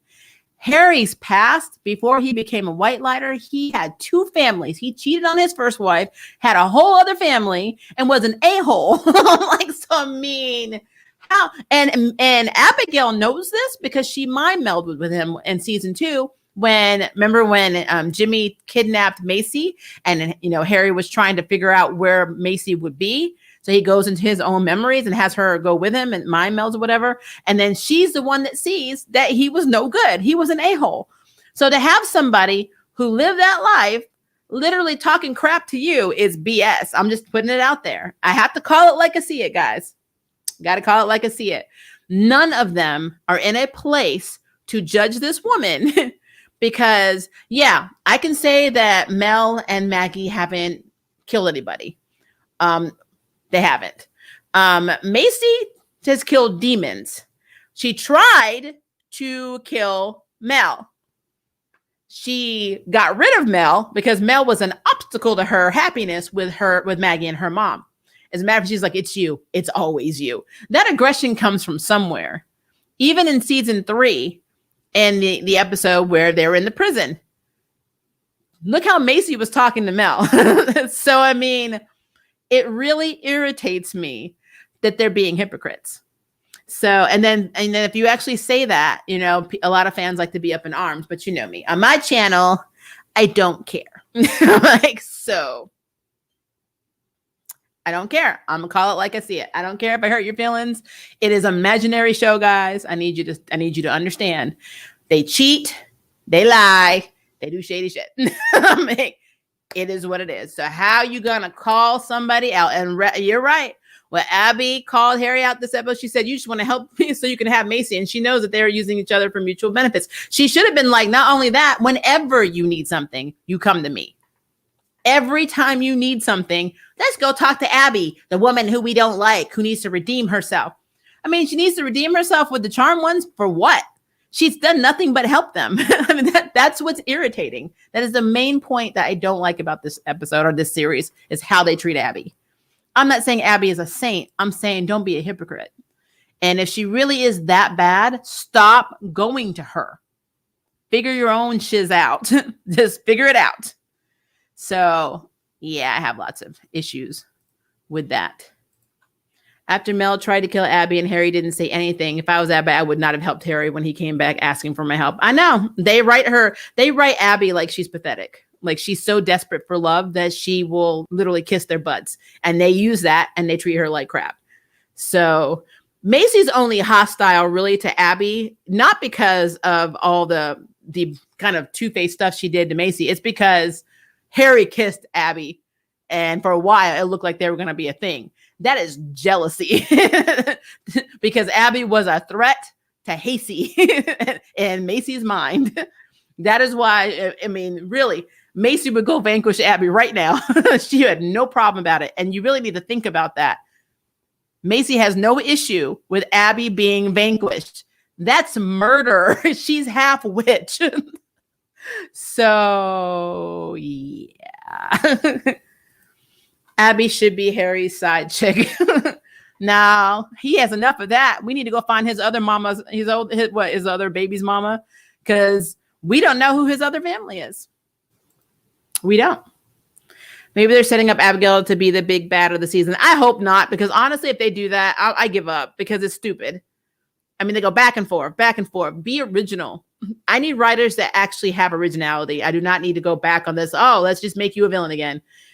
No, there's no point of having a redemption arc just to make her a villain again. It's just stupid. That's really stupid. The blonde you were talking about was Lucy. Thank you, Lucy. Thank you, thank you, thank you. Thank you. Yes, Lucy was Parker's girlfriend. And Maggie pulled a Marisol. That's what it was. Plus the fact that Abby tried to kill Macy. Yeah, and see, that's the thing, Gemini. I completely understand that. Like I said, I am not making excuses for Abby. Abby's done some bad things. But again, go back and watch Macy and her demon side in season 1. Because obviously she was the perfect, and she only had demon blood. She wasn't even a half demon. That's what and this is before she even got the source's power, when she was just using that needle on her forehead to force her powers to work. Go back and see how she was interrogating people in that special chamber underneath their house and torturing them because she couldn't control her demon side. And Abby is half demon. So they're like, oh, you just need to be the perfect half demon. Redemption. It's bullcrap. It's bullcrap. Bullcrap. Harry's about to have 3 baby mamas. Oh, Lord have mercy. Oh, Lordy, Lordy, Lordy, Lordy. Abby's not Macy. That's the difference. Well, Macy has what I call main character insurance. Macy can do whatever she wants and she will be forgiven because she has main character insurance. It's the same thing with every other show you watch, especially in the Arrowverse. If you're in the Arrowverse, you can kill everybody a million times to Sunday. Innocent people, bad people, it's just what it is. But if you are a main character, if you're a side character, a supporting character, or a guest star, no, you need to die. You just need to die. Just die. But it was their sisters. Abby is a bad person. Boo. Yeah, they'll be all right. They'll be all right. Macy has put a call on Abby how many times? Look, they all call Abby on speed dial. And then when she doesn't do what they want exactly when they want her to do it, then they talk trash about her. They're like, you're such a selfish person. Why don't you do this? Is why you suck. And then she helps them. They're like, all right, you helped us. Bye. Oh, it's so funny. Macy and Abigail are enemies. Yeah, because of Hasty. I'm telling you, that whole thing with the whole thing. You guys think it's because Abigail tried to kill Macy. That is not it. Her own cousin almost killed her in this episode, and she's not even mad. That's truth. And she doesn't even know this cousin. She probably just found out that's her cousin.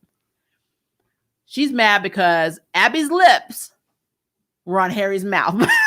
That's why they're enemies. Let's be real. Also known as being Barry Allen. Yep. Well, I mean, we both know that Barry makes questionable church. Well, heck, even Oliver Queen. Oliver Queen's like, we don't kill except for me because I have what it takes to handle death and the consequences behind it. Wait, what? I'm like, what? Just because you were off and on an island for 5 years with a visitor's pass does not mean you were allowed to kill people. I mean, Abby always helps since it also benefited her own needs, selfish or not. Not always, though. Like, sometimes she just gets sucked into it. I mean, like, honestly, she got really nothing out of helping Harry help find Macy at all. There was nothing she got out of that. Yeah, when all the Death of All Magic was happening, and they had her come help do the Mind Meld thing, she did it. That could have been it. She didn't have to be Mel's timekeeper. Mel could have found somebody else, but she did it. And even when Mel found her own grave, hey, you could stay here and live out your life. I mean, like, she actually sounded concerned for Mel dying because, of course, Mel was supposed to die that day. So she's not, I don't think she's the selfish person that you think. Like, if, again, a good representation of who Abby is, go and watch season 2, episode 17. It is on Netflix if you have it. Watch the episode. What happens when you're trying to help them? Watch what happened to her apartment with Mel, and you will see exactly what I'm talking about. And then listen to what Mel says to Abby, because it is completely 180 to what she's doing right now in season 3. And it doesn't make a lick of effing sense. Because if you look where season 2 left off, they didn't have a fight. There was no animosity. Her basically becoming, the overlord again means nothing. Because she's been keeping the demons from attacking witches. She isn't doing anything. They're not killing humans. They're not doing anything. She's keeping it. She's running it like a freaking business. And there's no reason for all of this animosity, but it's still there. But at the end of season 2, Mel didn't have that with her. Harry really didn't have that with her. So it makes no sense that in season 3, we're all like, F Abby, she's trash. She's unredeemable. She's evil. But she is the same that she was in season 2. It doesn't make any effing sense to me. It is bad writing, and I'm sorry. It's just what it is. Macy has no problem with vanquishing Abigail. Exactly. And it again is murder. Because she's not fully demon. She is half witch. So you're essentially killing a half human. So it makes no sense. Yeah, I don't know what's going on in season 3. The writing is horrible. It is all over the place. I really love this episode. I think the problem is, and we discovered this last season, they have too many writers. It's something that I've always had an issue with like, as a whole. They do this a lot in the Arrowverse. They do this a lot in Roswell, New Mexico. So if you're a Roswell fan and you follow that series, you'll know what I'm talking about. I don't know why they do this, but they have writers that come in and it's almost like they aren't privy to the information they need to continue the story. They're just given like a plot and a theme and told to just write an episode with these characters. So sometimes when some of the characters seem really out of character, it's because the person probably writing it has no clue what's happened in the seasons before. And it's kind of sad. It's actually really sad. And it's really interesting that not only some of the clothes in all of the shows get pushed around from different actors. You'll see somebody wearing a dress in this series and then they'll have the same dress in another series. But some of the same like actual events happen. Like one of my favorites is I was watching Harry in season 2. He got amnesia and he didn't remember who Macy was. And he didn't remember who he was. I remember him in the attic and everyone was trying to figure out how to get his memory back. And then I watched Roswell. And then Max had the exact same thing happen with Liz. And I'm like, what? So they're just sharing plots. I don't know. It's weird. Why is genocide only okay if you're a demon level? I'm sorry to turn out for my thinking. No, that's fine. Me and Turnout are good. Me and Eloy are friends. So that's fine. I mean, that is a very, very good point. Why is it? I mean, is every demon evil? Because I didn't think so. At least in season 1, it didn't seem like every demon race was evil. Some of them just kept to themselves and didn't really mess with people. They just stayed away. There were really aggressive, violent demons. And then there were ones that were like, we over here, leave us alone. I don't know. It's weird. I know if you watch, series like Grimm, I love Grimm because Grimm, like all of the fairy tale characters that were coming out were actually, they did things to survive, but not every one of them was evil. So, but when you look at them, you would think, oh, they're definitely evil. So it's like, I don't know. It's very weird. It's very, very weird. I think they're showing us how demons become demons through Abigail. It's a process that they choose. Huh. Okay. Again, Abigail has a ton of trauma. I mean, like in the episode I'm telling people to watch, season 2, episode 17, she does reference how her mother used to, pour potions down her throat and, literally try and drive the demon out of her. The way she describes it, I swear to you, I got visions of the movie Carrie in my head, how her mother was scrubbing her down in the shower because she was unclean and thinking about boys and blah, blah, blah. Like, that's what it seemed like to me. Until we see her mother and her sister, we don't know the full story. But I mean, how she talked about how she was brought up with, Mel in that episode, it really sounded like abuse. And my mode of thinking is this. If my mother was racist, my mother was white, Scottish, and, she procreated me with my dad, who is Black and Native American, looks completely Black. And, they had a bad split. It wasn't amicable. They just split. She hated him. And she was constantly trying to beat Black out of me. And literally what I'm hearing Abby say, getting rid of the demon in her. And that is abuse. And that is trauma. And that is literally her introduction into basically what a family is. Her sister, obviously, what I'm seeing, was completely witch. So her sister got treated better. And then she went to find her father. Alistair tried to kill her. So, I mean, basically she was told because she's a female half demon, she's crap. And then her brother, who happens to be half demon and half human, not even half witch and half, he was just half human and half demon, was going to be the source. And her other brother was full demon. So Abby has an inferiority complex, and she has trauma. When you have somebody like that, they don't have social norms. I mean, of course, they're going to try and pick a side and basically be that side. You have to think of it that way, and they don't, and it's stupid. But yet you've got Macy, who has demon blood that basically brought her back to life, and they made every allowance in the world for that because it's Macy. And that is not cool with me. I'm cool for them forgiving Macy, but if you're going to treat another character like crap, especially when she talks about self-harming, That really got me when she's like, I don't know how to stop this. I don't know how to stop killing myself. And Mel's just like, well, maybe you need to think about that. Bye. What? And you're a teacher. And you got Maggie, who is basically learning to be a psychologist. And you guys don't care that this person is suicidal? Nah. Mm-mm. Don't get me on my soapbox in here, guys. Don't you get me in this. Don't you do it.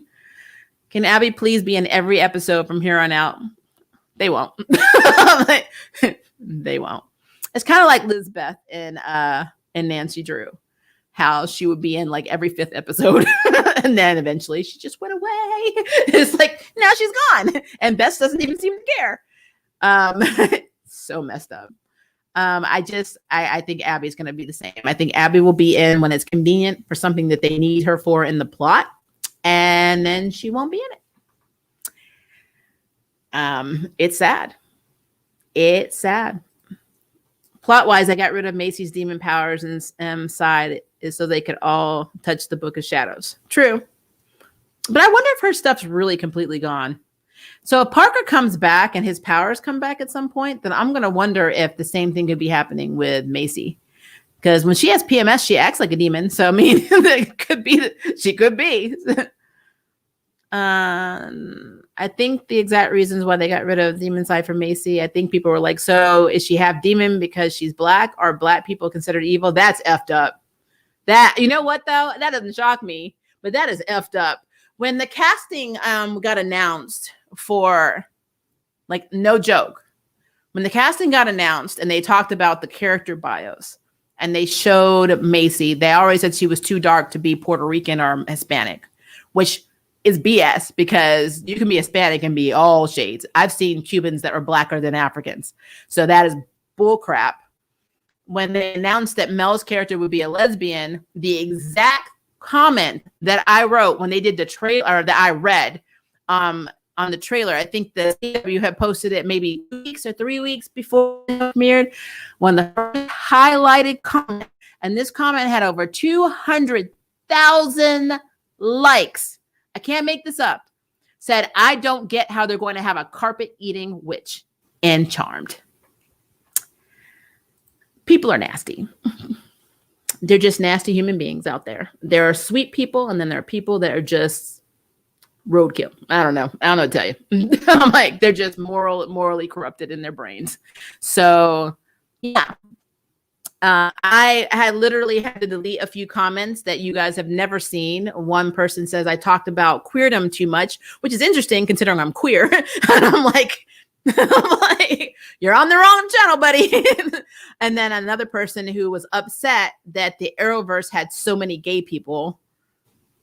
And for some reason, I had the answer for that. I don't know what that was about. And so he had to go. And I'm like, and then, but my favorite comment of all time is a lot of people believe I'm Filipino. That's fine. Beautiful culture. Philippines is gorgeous. I would not be ashamed to say I was Filipino, guys. I'm telling you, if I was Filipino, man, I'd be up there. You know, have you had Filipino food? I'd be up there partying with some of my friends who are actually Filipino, but I'm not. And this guy told me that he was ashamed of me because I was not, end quote, admitting my heritage to my viewership, that I was disrespecting our country, and that he didn't know if he could be a subscriber anymore. And from day one on this damn channel, I have told people that I am mixed with white, black, and Native American. I have like 10% Asian. That's just really small.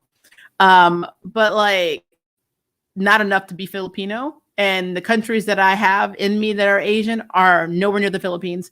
And it boggled my mind that I was literally defending my ethnicity and culture or whatever to somebody trying to be PC, trying to be socially conscious. But at the same time, this guy is nuts. Like, so it's like, what? He unsubscribed. But that I will never forget that. Literally, because I was ashamed of a country I was not born in and did not belong to. And so I'm telling you this, guys, to put this in perspective. People see and believe what they want. It doesn't matter what you say. They don't care. They don't care. So yeah. And I have tons and tons and tons of stories here in my own city where people like literally think that I am Puerto Rican or Mexican or some form of Hispanic and speak to me in Spanish all the time. And I have no idea what's happening. And even when I say that I'm not, they don't believe me. So, I get it all the time. It's being ambiguous, guys. It happens. It happens. Here's a question that I've had for a while. What's Abigail's day job when she's not being overlooked? I think they showed that she owned the real estate company. Didn't Jordan go send her documents for one of her real estate investments? Because she's always to have money. She had a penthouse from season 2. So she had to have had money for that. She's very smart. So I don't know. Maria, we claim you. Thank you. I need to be claimed. I need to be claimed. That's true. Like, how does she afford that apartment? So JL, how were the charm ones eating last season? I mean, they didn't have a job. Yeah, Maggie had a job. I don't know how Maggie got the job because Maggie had no social security number, driver's license, birth certificate, or anything proving her identity, unless they use magic, which they probably did, but they never showed us. But they had no money. I remember they could not afford to get ingredients, and so Mel was trying to steal them out of Kat's shop last season. But yet they were eating, they were wearing clothes that are like new. Yeah, I have questions about all of that. Personal gain off screen. I mean, if they can do personal gain off screen, then Macy should have made that all of the Shea Partners building, like during that malaria shoot, just crumbled down to the ground. Personal gain off screen. You didn't see it. It didn't happen. Who runs the shop now? I don't know. Like, they don't ever go to the shop ever.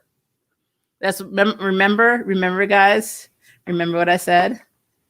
The beautiful story with the tendrils, the plot holes. That is one of them. So I don't know who's running that store. I know who's supposed to be watching over that store. I'm hoping maybe Mel hired somebody, but she's living her best life as a professor. So I mean, I have no idea.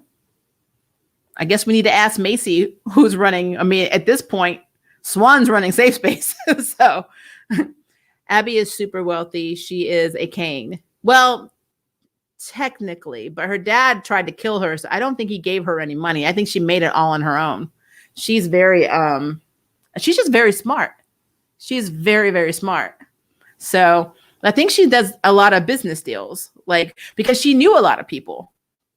So, suffice it to say, a lot of people, you make a lot of connections, and you do a lot of business. Like that supermodel she was friends with. I mean, the whole clientele was very like elite, and charm ones couldn't even get in the door of that penthouse the party was at had she not gotten them in. So yeah, she's been pretty well off, and we don't really know. Like, I know the sister lives in a weird looking house in the middle of some scarier woods, but we don't really know if they have money or not. That was just like, I have no idea why they live there. I mean, we have no idea. We don't know her backstory. I really wish they would do that. Give us more backstory. It's going to be in the news that Shea Group members were flung out the windows. Imagine the episode opening like that. I would love it. I would love it so much. Oh my gosh, I would love it so much. Oh my gosh. It would be so awesome. The charm one's talking about taking out equals Buffy talking about taking out Spike. The results are the same. Yeah. I mean, in a way, like Spike, I know Spike was evil, but Spike fell in love with Buffy. So that's a whole other problem right there. Whole other problem like that. Also, Elizabeth's actress went to Zoe's Extraordinary Players. Not sure what that means for her role on Nancy Drew, but like I said before, I'm into Otis. I mean, I don't know what that means either. I think Nico even did another show when season 2 started for Charmed, but probably because she wasn't getting called in. I mean, it's messed up. That is really, it's Nancy Drew is a whole other problem. I don't want to like change the subject too much about Charmed, but season 2 for me has been hit or miss. I have not been enjoying it that much. Yes, a lot more of the supernatural elements are fine, but it's too much emphasis on, basically what's happening with Nancy and her parentage, too much what's happening, with George and her visitor. But everybody else's plots are like non-existent. It's really weird. It is very, very weird. The whole Agleka thing took way too long in the season premiere to resolve. And so, yeah, the whole thing with Elizabeth, there was that entire situation with Elizabeth was stupid. Even in season 1, she was only in it like every 3 or 4 episodes. And then season 2, we saw her in 1 episode where Bess literally stood her up. And then it just seems like it doesn't matter to her. You know, she was more upset with what happened with her aunt than her girlfriend that she supposedly loved, that she's never said anything about since she stood her up. So, yeah, it's stupid.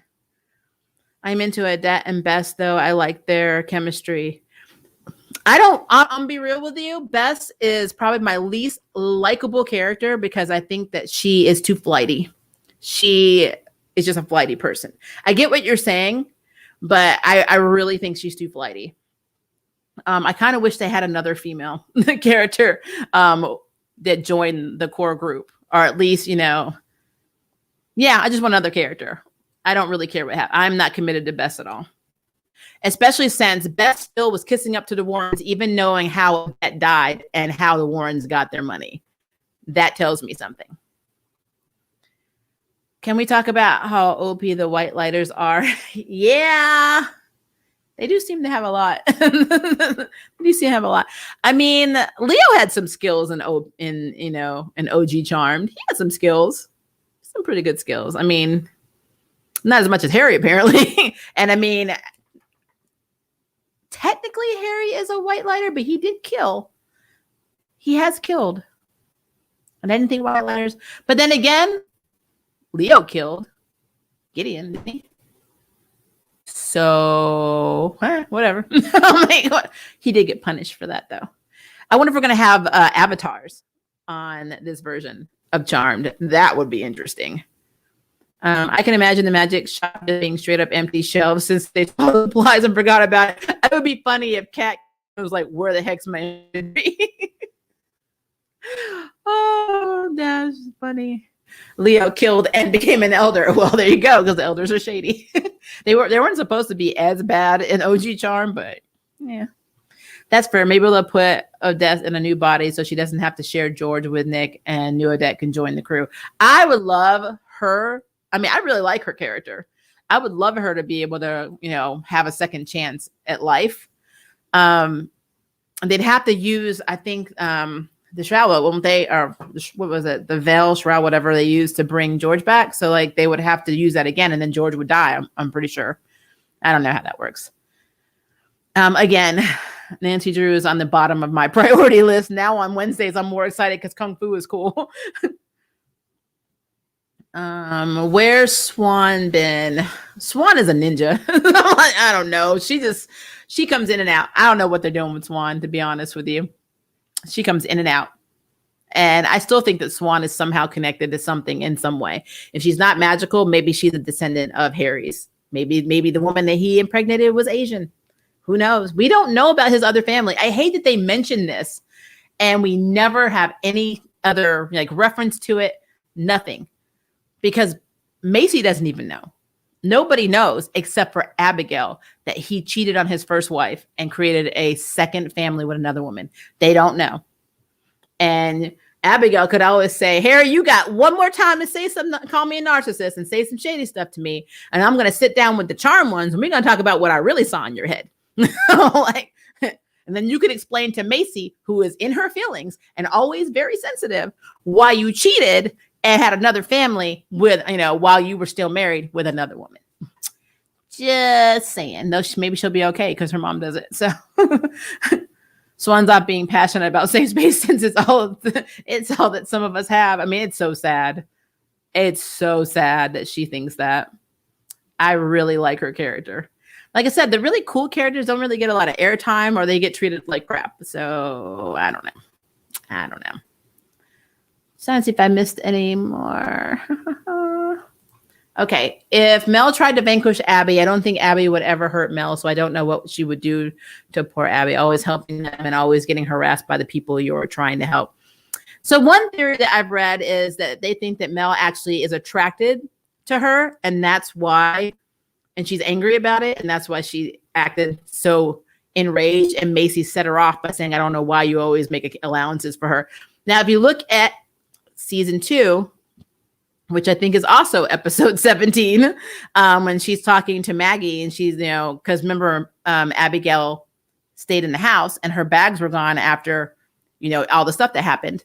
And, Mel was like, have you seen Abby? And Maggie was like, no. And she's like, and good riddance. And, of course, Mel was like, I guess. And she's like, I just thought she'd be, we'd be a good influence on her. What she really looked like was disappointed that the woman was gone. I think that episode actually started my Abby Mel ship. I still think that the ship is possible. I just think Mel needs to stop being a judgmental biatch. And I mean, I really, really do. And I don't know when that's going to happen, or if it's going to happen, because it's all up to the writers. I mean, it's stupid. The Book of Elders is global magic, witchcraft fusion. It would be nice if we actually got to go to different countries and see all the other magic. It would be really cool. If anyone knows if Jimmy is alive or not, I bet Abby knows. So I need Harry to ask Abby if Jimmy is still alive. I need Harry to stop using Abby and to use himself as a resource and do his own stuff. Like, stop going to her. Literally stop. Just stop. Abby was pulling punches. Mel is attracted to her. It does look that way. It does. I really liked the part where Ruby was at the door and, Abby kind of made it seem like something was going on, and Mel got so upset, but I'm like, why are you upset? I mean, what you upset for? You could have told Ruby, no, this is a housemate. She's just doing blah, blah, blah. No, instead you got angry and then stormed upstairs and then left the person you're supposed to be helping by herself on the couch after. And the only reason that you're even at the house with her is because you are too busy stalking your girlfriend on Instagram, and didn't even pay attention to the fact that the bedroom was on fire. Stupid. Like, just stupid. But yeah, Abby needs to get her stuff together. Oh, it's so dumb. It's so dumb. I wanted Abby and Mel together, or Jada and Mel together, but now I don't, because I hate the way that Mel treats her. I hate how they've made Mel. Mel is more judgmental than ever. Mel was my favorite Charmed character, and now I'm kind of like, I don't like her right now. To be honest, I don't. I don't like hypocritical people, so it bothers me when people are hypocrites. And the way they write her sucks. So, yeah. There was a plot hole with the book. I mean, there's a lot of plot holes with the book. like, why is Belinda Warren in the book? Season 1, their white lighter couldn't get past the force field because it wasn't Western magic. True. That is true. Huh. I like Tessa. Tessa was a good white lighter. I wish Tessa didn't die, or hadn't died. Ruby and Mel should have broken up so she could eventually get with Abby after redemption, and her hating her would low-key make sense. You know what's interesting about Ruby? Ruby is a very adorable character. I will never hate on the actress. I think she has a very cute voice. Ruby and Mel make no sense for many reasons. Number one, Ruby doesn't want to have anything to do with witchcraft. She's a witch who doesn't want to be a witch. She wants to live a normal life. But yet your girlfriend is a charmed one. That is impossible. You cannot have the life you want when you're dating a charmed one. That's literally like me saying, oh, I'm terrified, absolutely terrified of, spiders. And I'm married to a spider expert who brings all these arachnids into my house to study. Because I'm crazy. I'm like, obviously, he brings his work home. He has all these spiders all over the house because I'm nuts. I'm like, no, that's not what you do. That's not what you do. And in season 2, in the finale, they had the conversation on the bridge, her and Ruby, where Ruby says, I don't want to be in this life. And Mel's like, basically, what are we going to do? And then season 3, there's nothing. There's literally like, we can't be around each other because we have an allergy. And it's like, you guys never resolved this issue. Never resolved the issue. Mel is not going to give up her magic. She's not going to give up being a charmed one. She's not going to give up putting her life in danger. How do her and Ruby make sense based on what we learned in season 2? It doesn't make any sense. So, yeah. Sorry to say it, but Ruby's got to die to ensure Abby Mel's future. Not necessarily. She just has to cheat on Mel. Show Mel the other side. It's like, this is what it's like when you cheat. No, be really messed up. Get engaged to Mel and then cheat on her and then say, Mel, this is what you did to Nico's fiance. How does it feel? The switch up, I like that retcon. What? Hold on. I think you said something else. The book is more than Western magic. Switch up, but I like they retcon that. They retcon a lot of stuff. Like, I feel like they do stuff in season 1 and then they just turn around and just retcon it like automatically 2 episodes later. Like, it's like, you don't need that. That was only good for that plot.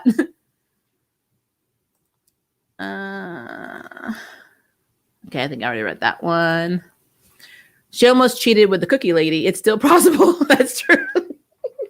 What was it, cookies? Were they cookies or brownie? I can't remember. You're right, though. That was messed up.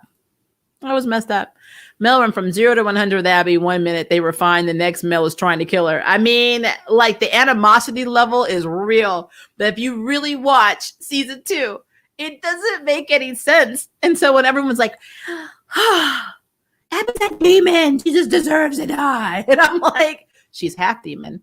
She's half witch. And she has helped ones survive numerous times. And even if she did some of that to get something out of it, she still did it. She could have backstabbed them and killed them. There are plenty of times she could have gotten them killed. Plenty of time. So, yeah. Ruby's going to need her power to protect Mel or her family at some point. I mean, let's face the fact Ruby in the future went to Mel's grave and had a granddaughter.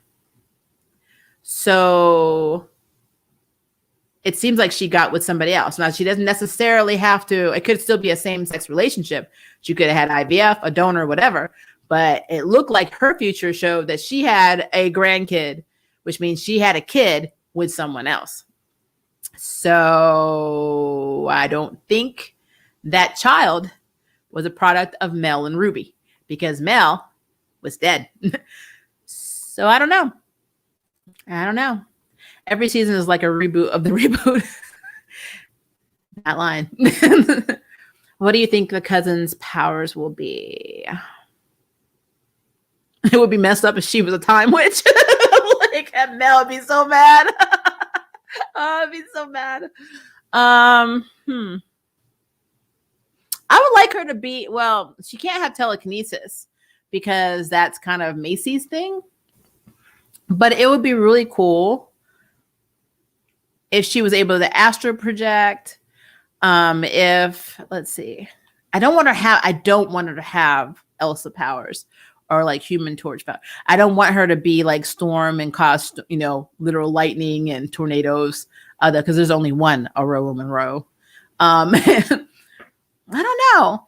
Maybe she could be like an elemental of some sort. Maybe she could like control plants or something. I don't know. Something they haven't done before.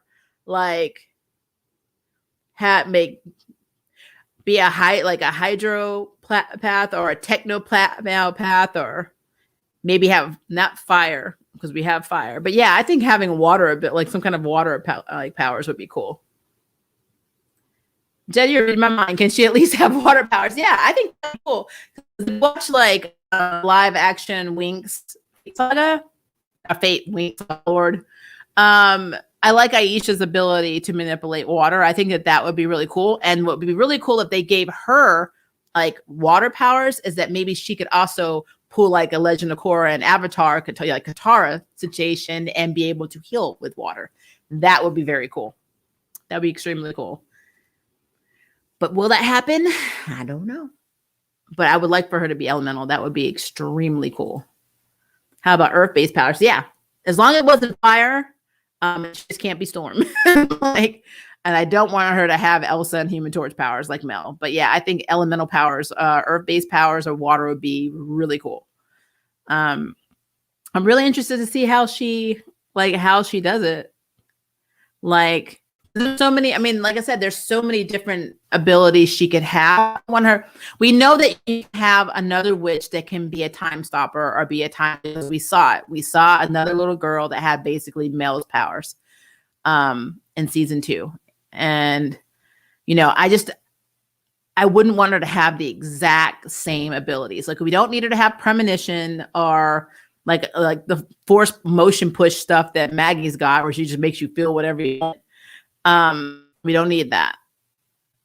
I want her to have more of an active power. So yeah, earth base I'd be down for. Our water powers would be really cool. But who knows with them? She'll be a telepath. Like, she'll be telepathic. That'd be a whole gift. I just read your mind. So something like projection or shape-shifting. Shape-shifting would also be very cool. Be able to turn into anything you want would be really cool. And transmorphication would be, I really think that would be very cool. And considering the fact that the character is trans, that would be a very interesting thing, because that would either give her extreme euphoria, should be more in control of her physicality. So that would be very cool. I would not hate that. That was telepathic immortalization. Professor X did that 24/7 in the X movies. Yes, he did. I used to love him using cerebral. But now my best version of Professor X outside of Krakoa is when Onslaught takes the wheel, because that is messed up. Luckily, when Ruby came into the picture was right around the time Mel started to change how she treated Abby. It's true. That is really true. I don't know what's going on with her. Mel out her making the gays look bad with her unstableness towards Abby. I gotta say this about Mel. That's actually a CW writing thing. Like I said, the video that I am making right now, the top 12 couples that basically the CW has, it's not called Screwed Over, but that's basically what I'm saying. It shows a trend. And basically how a lot of the couples are treated. So my list of LGBT couples, the CW has failed, is the actual title.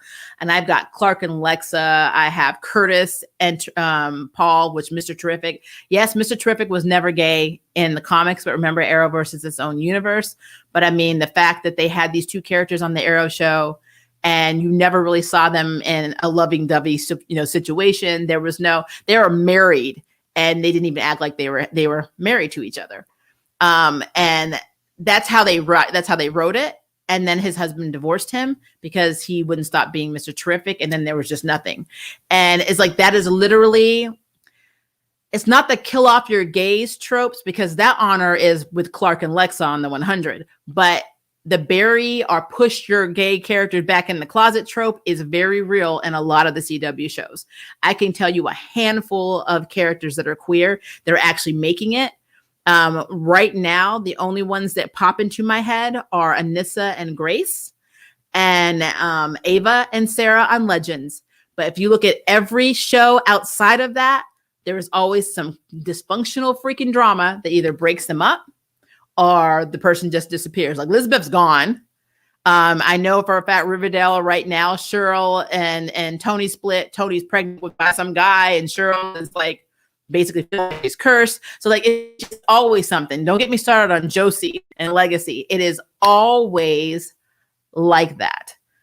And so it does not shock me that they advertise progression by saying they have a lesbian sister, but every relationship she's had has been a failure. I mean, a failure of epic proportions. So yeah, means nothing. It means absolutely nothing. She looks bad, in general. Another really good example of this is Roswell, New Mexico. As somebody who is pansexual or bisexual, or you want to call me, I don't care about gender, so I guess I'm more pansexual, but I'll say queer because I don't feel like explaining all that. I love women. I love men. I don't care. The character Michael on Roswell, who was never gay in the OG series, who was not gay in the book series that was based off of, he's bisexual in this universe. He is literally written the way biphobia explains it, as somebody who has to have his cake and his frosting and his ice cream, all at the same time. They have this character go back and forth between Maria and Alex, and eventually he just sleeps with them both at the same time. This is what the CW does. It is crazy. I do not understand it. It is effing weird. Batwoman, we have Sophie, who has not only been with Kate, she's been with Julia, but that's okay because Kate was also with Julia too. And more than likely, they're going to try and shift her off towards, basically Ryan next to. So she will basically be with everybody, every female who is gay or bisexual in all of the Batwoman, making Sophie the big H. So it starts with the H, ends with me. So that is what the CW does with LGBT. So they dare to defy, and then they defy a little bit more in the other direction. So we are happy that they have acknowledged that there is an LGBT community. They just don't know how to write them. It's what it is. The only reason that we even have Anissa and Grace is because they are comic book canon. They are gay and together in the comics. Grace doesn't look anything like that in the comics, but they are a couple in the comics. So it is what it is. Willow and Tara was the beginning of the end of the CW issue. Well, technically, it wasn't CW. Buffy basically predates CW, but I get what you're saying. And Willow and Tara. Hold on, I'm sorry. It scrolled up again. I don't know what I was on. I'm so sorry. Guys. Yes, I've already read that. Whenever sometimes it's delayed in our top chat, and then it just kind of zooms up. I'm going to get a handle on this because I'm going to have to figure out why my top chat goes completely insane. Yeah, I don't know what's going on in season 3, and the writing is horrible. I think I did read that one. Oh wait, it scrolled down. I'm still watching Buffy. I was confused. Oh, that's fine, Jail. Yeah, Willow and Tara are from Buffy. I'm sorry if that. But no, they were not CW. What network were they on? I don't think they were WB, because WB was Smallville days. I have to go back and look at that. I can't remember what they were on. But yeah, they were not. But I mean, that they were problematic because, again, that was one of the kill off your gay tropes because of what happened with Tara. So a lot of people got mad at that. And then when it happened in the 100, I mean, I think Twitter broke. I think they broke Twitter. It was so bad. The showrunner had to make a post, try to defend it. And they tore that showrunner a new one. If Abby dies, especially after all she has done for them, yeah, I will be very upset. I will be extremely upset if she dies. You better not kill Abby. I hope Abby doesn't die in a self-sacrificing way. It could happen. Honestly, I can't decide whether or not I like most of the CW shows or I don't. Watch pretty much all of them, but always find things to complain about. You're going to. My thing is always representation, because a lot of people don't like hearing about it. But look at Superman and Lois. Superman and Lois is literally accurate to a town that has no minorities hardly at all. The one minority they have is Kyle, who's married to Lana, who is an alcoholic. So the one minority in the town is an alcoholic. You do have a black man who is basically another Earth's version of Lex Luthor, who right now is the villain. And you cannot tell me that not one person in that whole effing town is not queer, at all. Yeah. Just saying. Just saying. They feel she started season 6 was the very first year. They were on the WG. That's what it was. WGN. Appreciate you. Okay, I already read that one. They started WB. I think UPN bought the merger for season 6 once I think you're right. I think it was actually around either season 5 or season 6. I'd have to go back and look. I just remember that when Smallville premiered, it was WB, because all of his posters had little WB logos all over everything. And then when they moved into Aquaman's trailer, and that was WB. But I think when we started Arrow, season 1, it had already shifted over to CW, but it might be wrong. It might have been season 2. I'll have to go back and look. It's been a minute. Well, now they are currently on Amazon Prime, where I'm watching. Yeah, they put a lot of stuff on Prime. They have a lot of things on on Netflix, which is really interesting. If you watch any miniseries from the Arrowverse, depending on what it is, like if it's a crossover, some of it will be on Netflix, another one will be either on like HBO Max or it'll be on Disney Plus. So it's just like, or most of the time, since more DC stuff is on HBO Max, it's normally on HBO Max. So if you try and watch like Crisis on Infinite Poop, which you know I hate, all of Batwoman stuff is all on, from that portion of Crisis is all on HBO Max, but every other part is on Netflix. So it's like so stupid, you know, just really stupid. They're going to kill off Abby for her redemption arc and I'm going to hate it. They better not. You don't want to see, you will look, you have my permission to not even come to my live stream that day. Don't even come. Don't even come. Don't even come. Because you don't need to come because you already know what I'm saying. WGN became UPN and then became the WB. Okay. That makes sense. That makes sense. Well, it is Smallville, Kansas. Yeah, and apparently Metropolis is Kansas too. Why don't the sister use Black Amber to help their cousin to manifest her power? Because they didn't think about it. Why did Mel wait so long to use her ice power? I mean, because they don't think in this show. I thought that was very obvious. Macy gives into her demon side and it's no big deal. Parker gives in his demon side and they write him out. Abby gives into her demon side and it's time to vanquish her. Yep. Because the charm ones are hypocrites. Have been from day one. They were more in season 1. They literally, I loved it where Macy figured out that, you know, Medusa was acting out because, and this even happened in mythology, she was a rape victim who was cursed for being raped, you know, and that's why she was so angry. And that's why she was freezing men and blah, blah. That's why she'd be, you know, what she was a Gorman about, you know, because of that. So she was able to understand Medusa, but she can't understand Abby. Guys. Oh, that would be smart. There's just so many. Guys, I'm in my feelings. Black Siren managed to have a redemption arc without being killed off. Yeah. Katie had a good contract too. It's really a shame, I guess, that they didn't get their Green Arrow and the Canaries series. And now I think they're trying to find a new Arrow, which is really weird.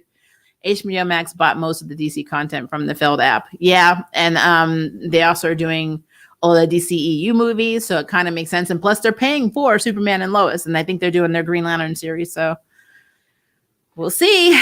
We will see. On the CW app on my TV, if you watch Charmed, it starts from episode 4. Really? Wow. You need to get a VPN. Like that's what you need. Everyone who was a demon had reasons for lashing out. I agree. I absolutely agree. So, I mean, like I said, you're going to see so many debates. You will go on other YouTubers' channels and see their reviews. And I guarantee you there's going to be a lot of pro Abby hate. And they're going to call her every name in the book. And it's like they don't watch the same show. It's like you're not looking at the fact that the charms, one or the other, are just bad in terms of things that they've done and were forgiven for. Especially Macy when she had her demon blood, and Harry, who was not a good person before he became a White Lighter. He just was not a good person. He wasn't. So when you look at it from that perspective, it's very hypocritical. And there's a lot of hypocritical things happening around the charm ones as well, which is why being judgmental and having episodes where characters call themselves judgmental, hint, hint, season 2, episode 17. I feel like they learn a lesson and then it's completely retconned, you know, like 3 or 4 episodes later. So I just don't expect much. I, again, really, really enjoyed this episode tremendously because I loved, you know, Josefina. I think she is an amazing character. I love that they have the inclusion they had. I loved how they brought her in. I loved how she said who she was, but she didn't dwell on it. And she didn't let anybody else dwell on it. And the only thing that she wanted was to learn magic because she was told, because she was not born biologically female, that she couldn't learn magic and she wouldn't have magic. And she was basically disowned for wanting to have magic. And I really, really liked how they handled that. And so that this episode, as far as I'm concerned, for me was more about her. I didn't really care much about all of the other stuff because they use Abby all the time. So as much as I love Abby, this is just them using Abby again and making Abby feel like crap at the end. That's literally what happened. And the stuff with Macy and Jordan was cool. They got a lot of bonding. We got more exposition and backstory for Jordan. We got to see that he does suppress his anger because he has to, because he's a Black man in today's America, and if you get out of pocket in the wrong crowd, then maybe the last time you get out of pocket, that is real. That is real. And I also, it made me question a lot of stuff because, for Macy, because Macy is just as biracial as me. I guess it really comes down to tone of skin. Because if I actually said some of the things that Macy said in that scene, and I'm only saying this because I'm doing a documentary on biracial and multiracial experience. If you look at me and then you look at Macy and you hear what Macy said in that dialogue and you see what I said, if I said that, even though I have every right to say it, because my dad is just as Black as her dad, I would get looks. But she's darker skinned, so she can say it. It is all a matter of perception. It doesn't make what she said untrue in any way. I'm just saying it's very interesting from the biracial perspective that came from a biracial and not from a person who had two Black parents. I just thought it was really interesting. So it's the little notes that I'm taking because it's very interesting, because I know for a fact if she was my skin color, same parentage, and said that stuff, it would be, you would see the comments. Trust me on that. It would be a very different conversation. So yeah, put that in your mind, guys. So yeah, we are over the 2-hour mark, guys. You guys got to go to school, bed, work, play, whatever today. I do appreciate you hanging out with me for 2 hours and almost 17 seconds. 16 minutes. I know I was trying to be smart. But if you have any other comments about this episode or any questions, or just want to continue talking about Charmed or whatever, leave a comment below like you guys always do, which is awesome. And also hit the like button so I know that I'm liked, because I never asked you guys to do it, but I probably should, because it does help this video get recognized by YouTube as being real, and I won't be make-believe anymore, apparently. So that would be awesome too. Thank you for telling me to have a great week. I'm going to need it because I'm going back to my nonprofit job, and it's a hell week. But you guys have been very, very awesome. We're going to have our Arrowverse Tuesday. So even though I think Black Lightning is coming back tomorrow, I have to make sure we're going to add that to our Flash and Supergirl stream. So we will be talking about that on Tuesday night. So we will have our Tuesday night video, and then we will have our stream for Kung Fu on Thursday, since it comes out on Wednesday. So I'll probably do that on my lunch break. So you will have some more streams, and then be on the lookout for 2 more videos that are coming out too. So yay. Love you guys. Have a very good night. I'm going to bed. It's after midnight. I will talk to you again, guys, on Tuesday.